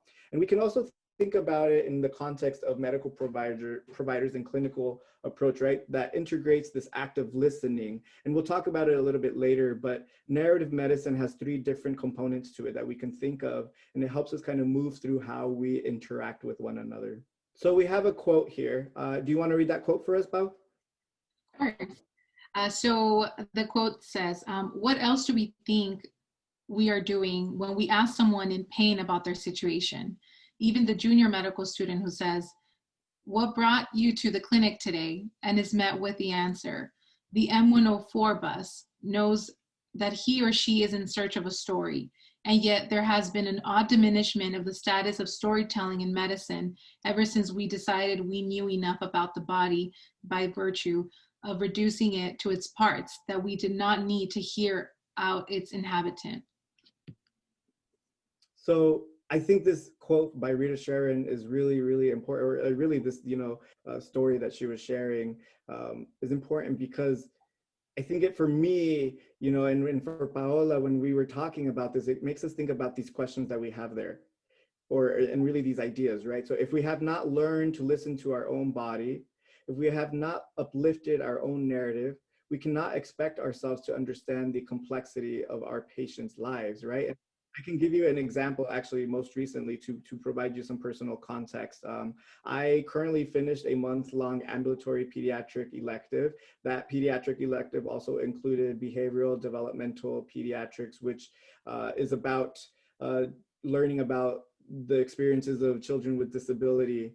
And something that stood out to me, and I shared with friends and family, that I will always carry with me, is that I had a Spanish-speaking family, and I haven't always had too many Spanish-speaking families. So when I see a patient that speaks Spanish, I get really excited because I get to use my Spanish. And I think through our program, we got to learn to ask open-ended questions. And one of the things that I always ask my patients is, how they're doing and how the week has been for them. And just by asking that question, I got to learn so much about the narrative of my little patient and also his mother. And she started to cry because the thing that was weighing on her that she wanted to just share, with the providers, with myself, was that as a monolingual Spanish speaker, she was having a hard time getting her child set up for Zoom because she did not know how to understand, well, the instructions for what she was supposed to do were not given to her in Spanish. And so she was frustrated that because she couldn't speak English, because she couldn't read English, her child's education was being impacted. And not only that, she also did not have much experience using computers. And that just really weighed in on me, because I know for my family, that has been such a struggle as well. And so, if we're not trying to learn the narratives of our patients, of those around us, we can miss a lot. We can absolutely miss a lot. So I think that's really important for us to talk about. I don't know if you want to add anything, Paola. Yes, I did. I actually wanted to provide an example. So I'm also, I'm a third year now. So right now, as fourth years for Jimmy, he's focusing on specifically, electives that are focused on his interests. But for me, third year, you're kind of you're being exposed to everything. So I just came out of an OB-GYN, my OB-GYN clerkship, and I had a really interesting experience with this lady that came into clinic. She was a recent mom. She was coming for her 6-week kind of follow-up. And at the time, the mom was just in front of me. The baby didn't come with her. And one of the things from our conversation that I learned from her was that she was thinking about, increasing her medication for depression. And I just noticed a lot of almost a little kind of push a little, just her body language just seemed like something else was bothering her. And I had just started my clinicals, and I think it's very for me, it's an opportunity of growth for me, because I was, asking questions, but I still wasn't too sure, because I didn't get a chance to kind of look at her medical record as much before going into the patient clinic. And so as I went to present to the physician and the doctor and about the patient, I asked her, and I shared with her, what she wanted as well, and that she was feeling well. And, we got into a really good conversation about, her being a first-time mom, and kind of how different that's been for her, and how supportive her mom had been, and her her partner, her support system was really great as well, and that she really didn't feel alone. And so I, from my experience, I was asking her all as many questions as I could, because I was really trying to see if there was more to her, the reason, why she wanted to increase her dose. As the provider went in, the provider asked her a very important question too that I thought, that I missed. And I was like, oh gosh, this is really interesting. She was like, well, what about, you've talked to me a lot about your support system. You talked to me a lot about your mom. What about your baby? How's your baby doing? And she's like, actually, they just found out that baby has a heart condition that's going to require surgery. And I've just been really anxious and stressed. And, and so that was a big part is why she was feeling very sad and very stressed and very anxious. And it really changed the conversation that we were having with her from that point forward about her medication. And so I think that, I really do feel that when we think about narrative medicine as well, it really allows us to really learn also from that body language that our patients could be giving us.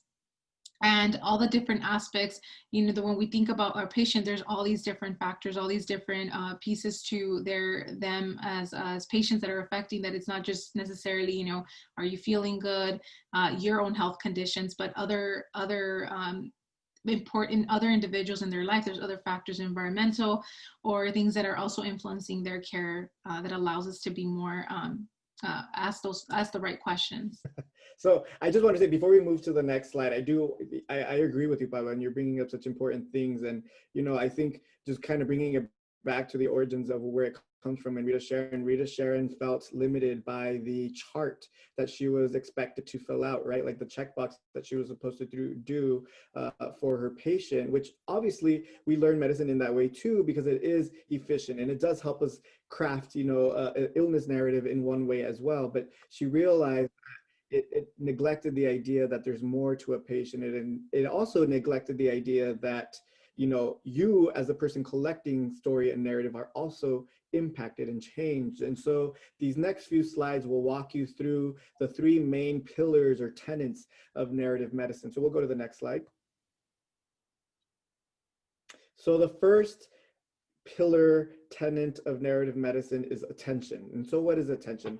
Attention is the habit of a mind, of an openness and readiness to absorb what we see, contributes to the day in, day out work of medicine by giving clinicians constantly refreshed knowledge of the patient and the patient and attuned, ready to be surprised doctors. So really, when we think about attention, is how are we absorbing story? And so many times we've been taught that there's only one way a person can tell their story. There's only one way to collect story, that we miss so much about a person. So attention challenges the person who is listening to listen to the body, as Paola said, listen to the things that are not being said, listen to the things that are being said, but also conflicting with what the body is saying, right? Like, and really listening to how you are absorbing those things. And so attention really allows for us to think, listen more actively. So we can think about attention as active listening. So not just listening for the sake of listening, but also there's a responsibility you have when you ask someone to share their story. And, I think just harping back to the idea that if we ourselves don't know our own narrative, then it's going to be really difficult for you to understand all the different ways someone can share their story, all the different ways that you're supposed to be listening, supposed to be absorbing. And it's a tool. I actually do think that, over, the 4 years or almost 4 years that I've been, training to be a physician, I do think that something that I'm walking away with is learning to absorb all the different ways that my patients are going to be telling me about themselves. One pediatric visit is definitely not going to be the same as another pediatric visit, let me tell you, and also with adult medicine as well. So go ahead and go to the next slide. So then we have this idea of representation. So we talked about absorbing and listening, right? So that's attention. But then representation asserts this idea that there is an ethical responsibility that you have in when you listen to someone's story, you have a responsibility to represent it, share it in a way that is true to that person, right? And we can represent it in different ways. I think for those of us who are medical students, who are medical providers, or who are aspiring providers, you're gonna write in a chart. That is a and that's really a legal representation of a patient, right? there's also representation when you talk to a attending or a resident or a fellow medical student about that patient, right? You do have an ethical responsibility to talk about your patients in a way that truly represents them. And I think sometimes we can see our faults in when we absorb this patient story, and then when we talk to our peers, and sometimes maybe the patient was a little bit challenging, we change that narrative based on how we, have absorbed their energy. And so there is an ethical responsibility on how you represent a patient, whether it's in the chart, whether it's in presentation, whether it's in case presentation. And if we step back and we think about representation in the context of the work that you're all doing, how are we as MiMentor, sharing the stories of all our members? How are we representing all the various things that a person can experience going into this process? And so representation really, I think, asserts the idea that there's a responsibility when you are sharing someone's story, and even yourself, right? So we have just here really quickly, first, it's how we build patient narrative through a medical chart, right? And I said that medical charts help us understand the diagnostics of a patient's health, but oftentimes are limited because we don't get all those various pieces of a person. I don't know if you want to add anything else to this particular slide, Pao. No, I think you mentioned all the points, and I feel like just from that example that I mentioned, for example, that wasn't in her patient's chart, right? That was discussed. It was something that was actually discovered when the patient was giving birth. They had done an echo and they had figured out that the baby did have some sort of heart condition. And so but that was never documented. It wasn't represented in the patient's chart. So understanding those limitations in that aspect. Oh, and I have to give a shout out just because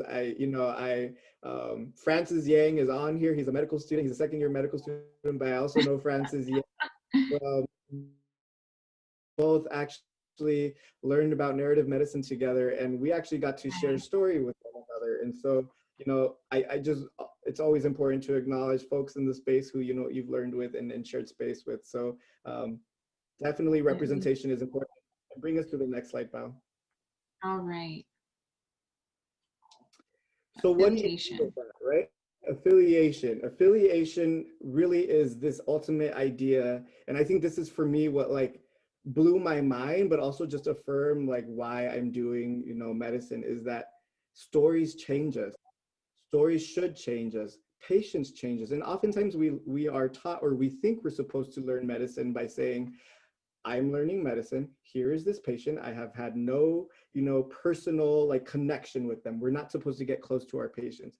But in reality, a piece of you is always going to be changed by your patient, right? So affiliation is the idea of how do you affiliate with those individuals? How do you affiliate with the people who have shared their story? And I think a really great example for me is even the example that I gave earlier about the mother and her child. And I affiliated in the way, it made me actually step back and realize oh man, I have family back home who have similar situations, who I have not checked in on. I should check in on how they're experiencing, online education for their children. And I realized that, my cousins and their children and my nieces and their children are struggling. And so I was changed because that patient reminded me that this time is very difficult. And not only is it about a person's health, but it's all the things that are impacting them. And so this movement in narrative medicine is achieved through attention and representation. So you can't have affiliation without attention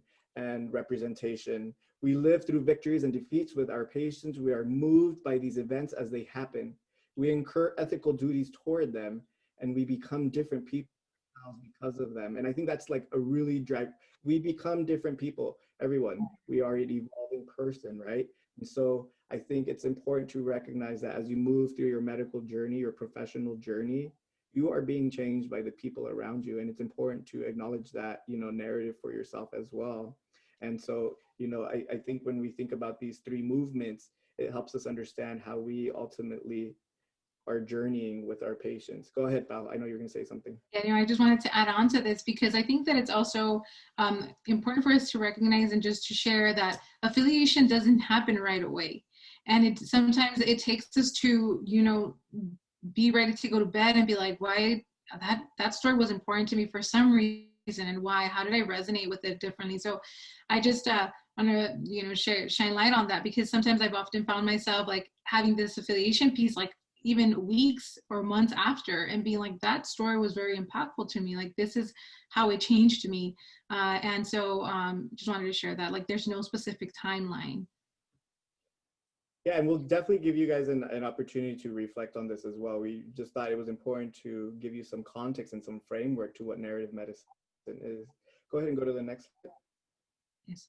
So understanding the power of narrative in our own work and personal journey, as we're talking about. So some of the questions that I really want is to kind of just sit on for a little bit is like, how do we recognize attention, representation, and affiliation on our day-to-day as a colleague, as a friend, as a partner? Just really thinking about, like, learn what's moving us, thinking about how this really drives advocacy, therapeutic alliance, and like normalizing the spectrum of experiences in general. So if we can take just a few seconds to kind of think about that. All right, so we can go ahead and close that thought. And and Jimmy and I actually wanted to share with you a little bit about us and how, you know, the power of narrative has influenced our work and personal journey. And if I can have Jimmy kind of share with us first. Mm-hmm. I think as you guys can see, I'm quite I'm passionate about all the things that we've talked about, and certainly, you know, culture, humility, and intersectionality are frameworks that I try to learn from and build from.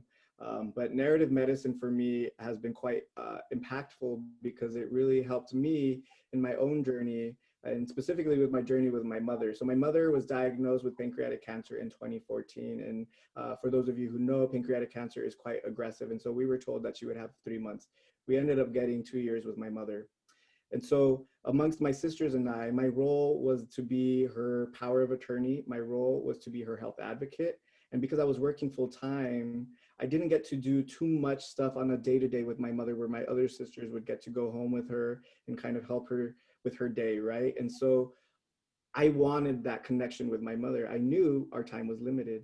And so I felt that for me, journeying with my mother meant documenting her journey through imagery. And so I actually got an opportunity to photograph her cancer journey.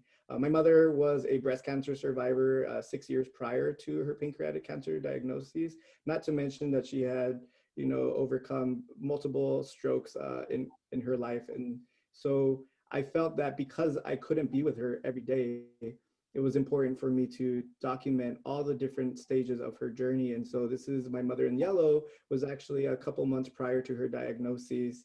And this picture on the left of her was the first day she went to chemo. She shaved her head because she knew her hair was going to be falling off. And so my sisters and I ended up shaving our head kind of in solidarity with her.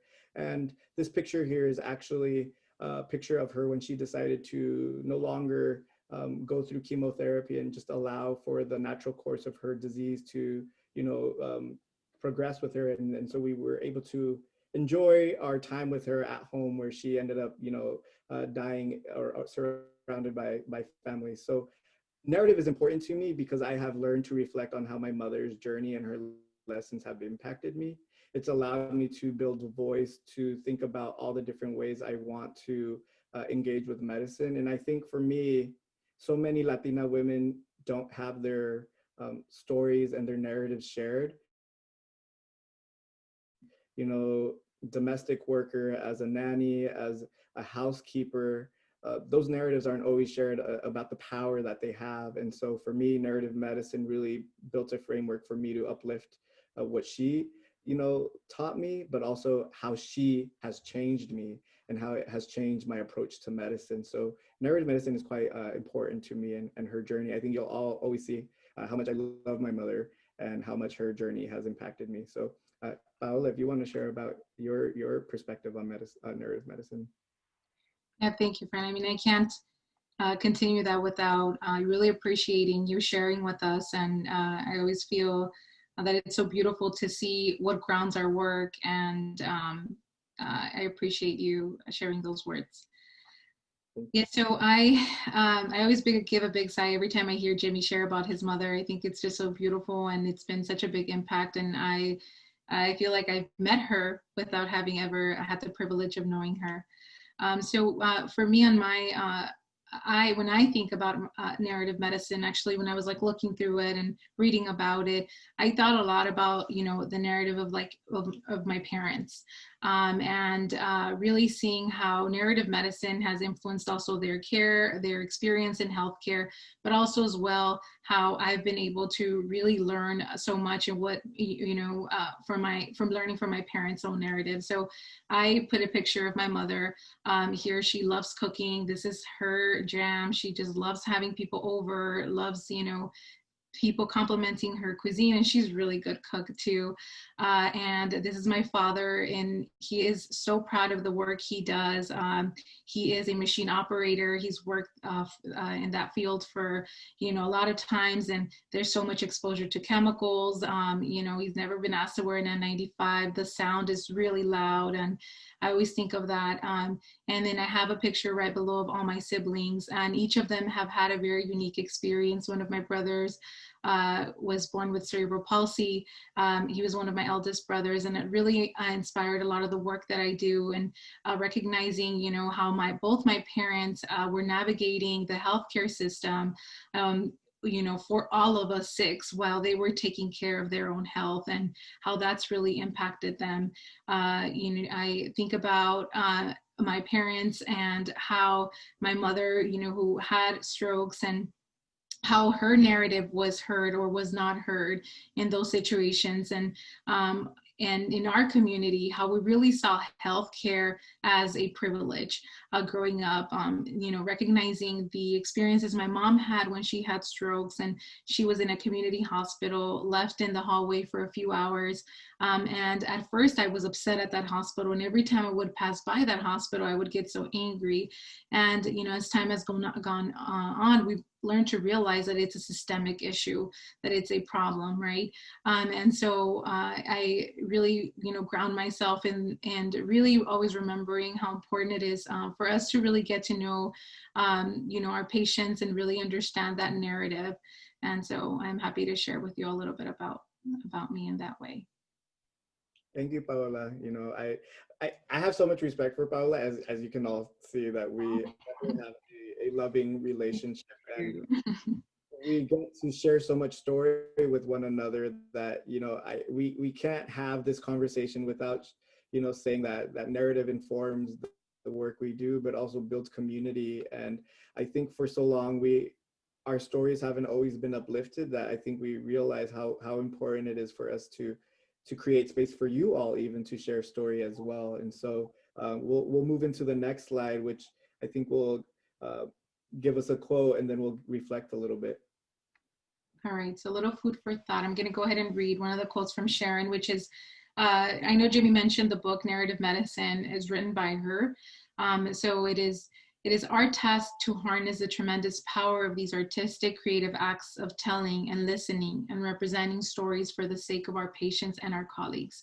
It is our duty to bring our full selves into our practice, not just our cognitive apparatus, but all our resonant, imaginative, meaning-making capacity, so that patients' journeys towards health and meaning can be illuminated. So kind of just really wanted to give you all just a little food for thought. And we have a few questions that we want to ask, little reflection pieces. So I'll go ahead and leave the quote in front of us so that we can take a listen. But if we could just take a little bit of time to listen to the quote and kind of answer, what does this quote mean to you? Why is it hard to reflect on ourselves? And so we can start off with those two questions. So what does this quote mean to you, and why is it hard to reflect on ourselves? And I really want to encourage, us to, if you want to unmute ourselves, and we're happy to listen, or if you want to chat in the group and the chat box, it's both work. We always love to listen to voices, so. Definitely, we're doing good on time, and so we're almost wrapping up, and so we definitely want to give opportunity to hear from folks. If you want, unmute yourself and share what the you or why it's hard to reflect on yourself. And this can certainly be a personal, you know, reflection, and you know, sometimes reflection is definitely, you know, a silent activity. So it's okay if we have a little bit of silence, but you are more than welcome to share in the chat or out loud. I'll share. Ileana here. She, her pronouns. Sometimes I find it really hard to reflect on myself because I come from a culture of where self-knowledge and like apologizing for things and taking ownership of things that I haven't done well is like pounced upon and used against me. My dad's side of the family particularly are Greek immigrants, and they have that immigrant mentality of like hungrily grasping everything they can. And so there's no room for self-reflection, apology to those that we've wronged, and the ways that that can help us grow. There's no room for that in their mentality. So I've had to do a lot of work as an adult to say, I want to be different, and then figure out how. Wow, yeah. I feel like, Ileana, you brought up something that's really, really powerful, you know, not only because we talked about culture, right, and certain roles and expectations and rules. Certainly in my family growing up, there was, our problems were our problems, and we kept them closed and silent, and no one knew about them. And then we realized, just with our own, you know, medical journeys with, you know, my mother and other family members, it is healing to also share those things. But I also think to kind of bring into the space too, because so many of us are immigrants or are children of immigrants, is sometimes our families are on survival mode, you know, like I think this idea of storytelling, you know, I have to say that like my mother was always on survival mode, so she couldn't share her story. And so I feel like this drive to share her story, because, you know, I have that privilege and space to share story. So thank you, Ileana, for sharing that. Yeah, thank you. I also want to add on to that. I think, Ileana, you hit a lot of things that were very also personal to me in my, and I often think about too, you know, our parents and our loved ones, like they learned from their loved ones, they learned from their peers, and they learned from life. And us, we're living a very different generation. We're living a generation where we're also learning, of course, from our peers, but we have technology and we have different levels of exposure. We grew up in a country that's so diverse, and it's opening up a lot of different perspectives and new ideas that, you know, our parents didn't know existed. And so I think it's, we've talked about, you know, unlearning and learning and unlearning. And sometimes I often also catch myself, you know, my dad was a very machista growing up, but, you know, he always says I had 4 daughters and my whole life changed. And he laughs about that because he grew, you know, he really worked on, we grew up in a community where it was the highest rated pregnancy rates in our school district. We had the high school with the highest pregnancy rates. And so my parents were so nervous for us to get pregnant that they wanted to, you know, they were so focused on making sure that we were strong, independent women. And so then, but then that with that came the cost of us being vocal about, you know, what it meant to have these gender norms in our home. Like, I do not have to cook for my brother. I do not have to tuck him into bed. I do not have to put his socks on. And so there was a lot of learning and unlearning and thinking about, you know, our generation and our future kids. It's definitely a lot of reflection, and I can definitely see and relate with you how heavy that could be, because, you know, maybe those changes won't change for them, but we hope that generations to come can have a very different perspective. Yeah, thank you for sharing.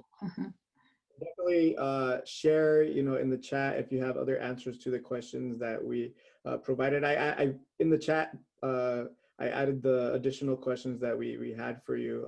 We definitely want to move through so we can give you all a debrief at the end. All right, so these were the questions that we had. So I added a slide, Pao, because I know, I thought it was I'm going to the next one. Where is it? So I added this slide in particular because I thought it would be helpful for people to know how writing can be used and how I have used it, you know, and you certainly have used it too in your work. And so I just kind of wanted to give people an example of what I do as far as narrative medicine for myself. And so after every clerkship, after every elective, really after every rotation, I tried to have some reflective writing. And so I would like to share with you all something that I have written that maybe gives you an idea of just all the different ways in which you can share story. And so I'll share this with you. So I had titled this Tokens of Love. Before we were pulled from our clerkships in the hospital, I was on a 2-week palliative care elective. I chose this for many reasons, one of those being that I firmly believe in participating in all stages of illness, even death. Sharing a story to honor my mother on the anniversary of her death, April 10th, 2016. I shared some heart-wrenching moments with dying patients and their families. I shared moments where life-changing decisions needed to be made. I witnessed fear, pain, and loss set in as treatment goals focused on comfort care. Though the chaos and stress of restrictions and visitor limits being implemented were beginning to encroach on the hospital, I still had the honor of sitting down with a patient and their loved ones. A particular moment stands out. The prognosis was clear and the patient's husband wanted her room to feel a little more familiar. He knew that all that remained was comfort and making a peaceful space for her transition. His gesture to his wife was simple and small, but deeply profound. As he shared his story, his eyes lit up and I could see a sense of joy and peace break through the pain that he was feeling. With a proud smile on his face, he told me what he did. Last night, he went home and was thinking hard on what he could bring to her to help her remind her of home. As he was searching through their home, he came across a box of yellow Peeps, the classic Easter marshmallow that was shaped like a duck. He decided that was what he would bring her. He told me that just before I made it to the room, he opened the box of Peeps. He took it into her hand and gently placed it into hers. She was not communicating very much at this time, but he was very proudly sharing that once he placed the Peep in her hand, she closed her hand, squished it around, and likely feeling its texture, and turned to him and smiled. I won't know more than what he shared with me. What I know is that the gesture and her response brought in a moment of joy, so much so that he wanted to share this story with me and others involved in her care.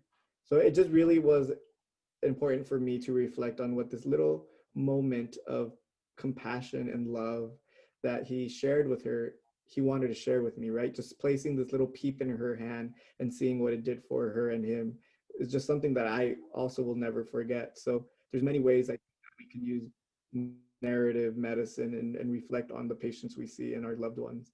Do you want to add anything, Paola?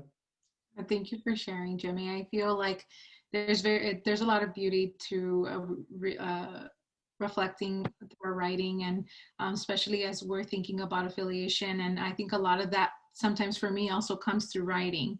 I don't share as much, but I always appreciate reading the stories. And I think that sometimes by us even sharing, you know, what we're gaining or reflection of certain experiences, it also allows us, like us and our peers, to also learn that, you know, maybe, you know, something did resonate with me similarly to this experience. So we all learn from each other by sharing these reflections. So thank you for that. So this really brings us to a closing of our conversation around narrative. Narrative medicine is a whole, actually, narrative medicine is a whole master's program.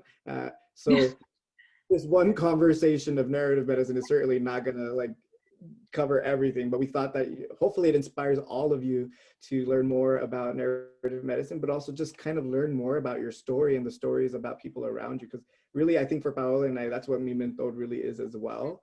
So here's some examples of books that you can read that underscore the importance of illness narrative. So The Cancer Journals by Audre Lorde.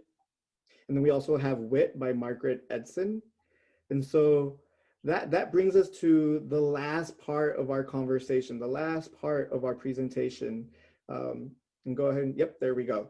Also, I just want to point out that we've used a lot of imagery and artistry, and, you know, we crediting there on the slides as well. But, you know, I for myself, and I think Paola too, you know, art is an expressive way of sharing narrative. And so, you know, I think bringing art and visual, you know, representation of story is important. So those pictures are not there by chance.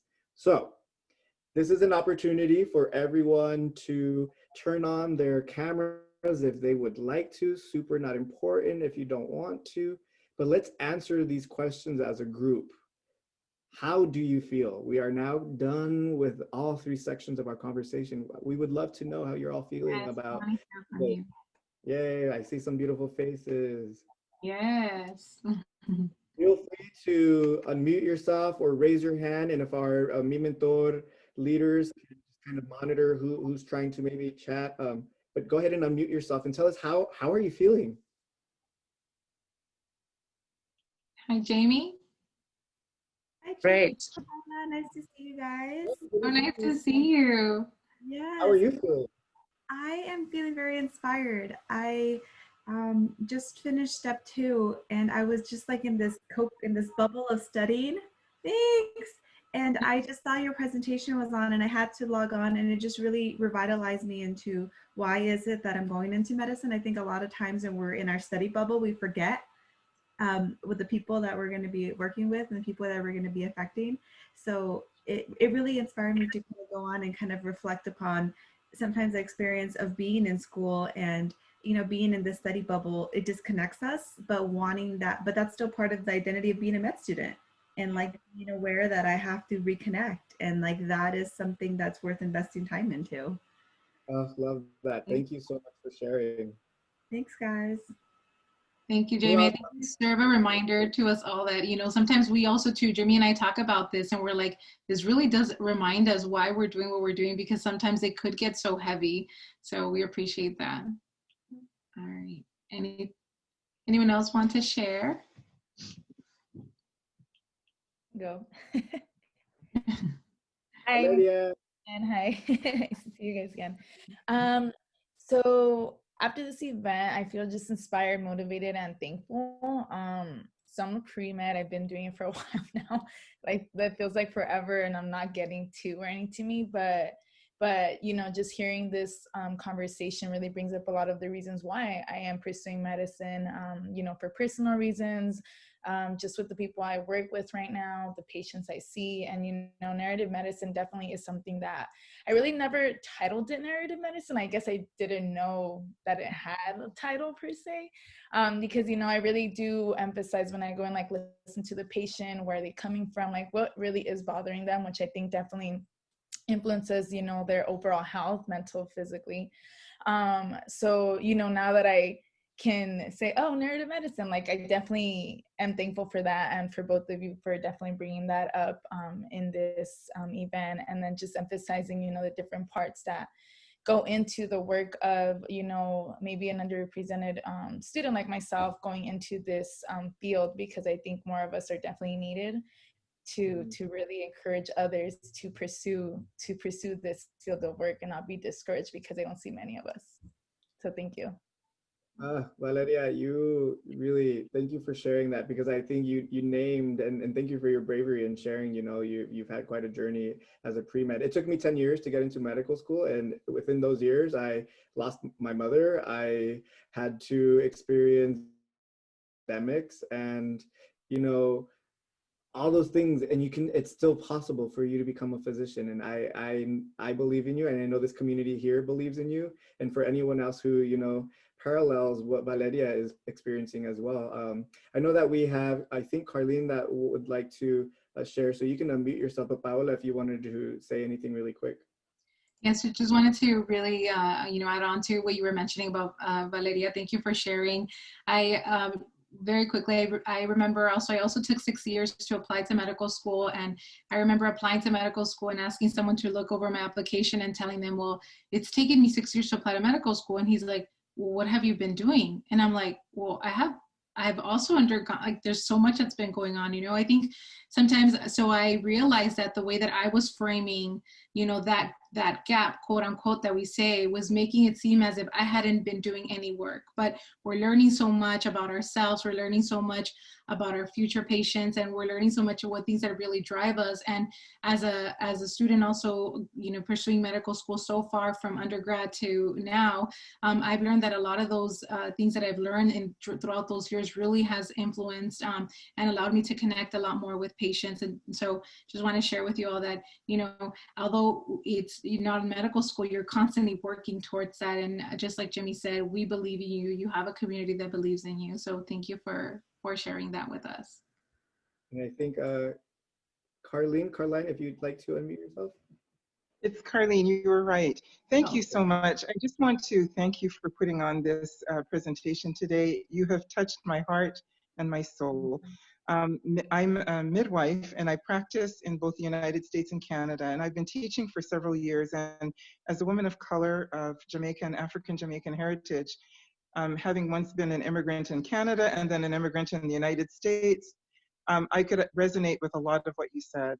The other thing too is that many of my students, because I'm in Toronto that has one of the most ethnically diverse cities in the world with over 172 languages and having 50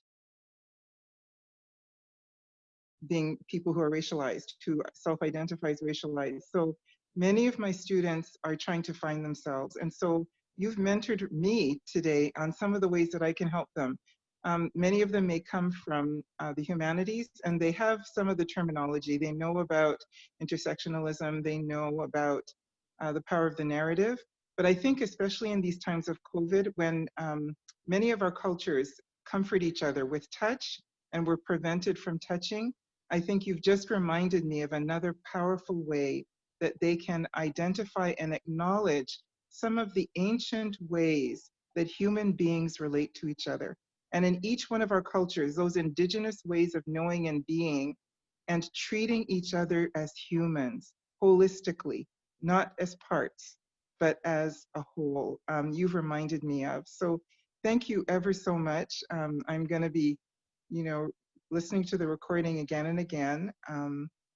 And thank you for sharing, because I too am going through a journey with my own mother and trying to take care of a younger generation of grandchildren and an older generation of a mother who is having to take a journey through cancer. So thank you so much. You are filling my heart with so much love and joy, and thank you. Your words are so powerful. And this is really why we do this work, I think, to create community and participate in community. So thank you for such beautiful words. And we have additional questions on there, and I think maybe these are questions y'all can kind of walk away with as well and think about it. And I think too, kind of like what you said, Carlene, is taking these conversations into your own communities and thinking about how we engage in this work. So, we have one last slide that I think Paola will walk us through, but Carlene, you couldn't have left us with more powerful. Thank you. all right. So I have one more slide. I think Carlene was able to walk us through this slide so well. Really appreciate it. I think that Jimmy and I sometimes, it's been difficult journey, but definitely very grateful, and having each other as friends and having each other also actively engage. This is us over coffee all the time. This is us over, random conversation. Humbled, as I shared, and I think Carlene, what you just mentioned even just reminds us, it reminds us about how important this work is to our day-to-day, and really doesn't allow us to lose sight in that, and to always be able to share this work with others as well. So big takeaways from today. We really hope that this work involves, involves a lot of lifelong reflection that doesn't come easy. And maybe we didn't add so much to that, but with a lot of vulnerability.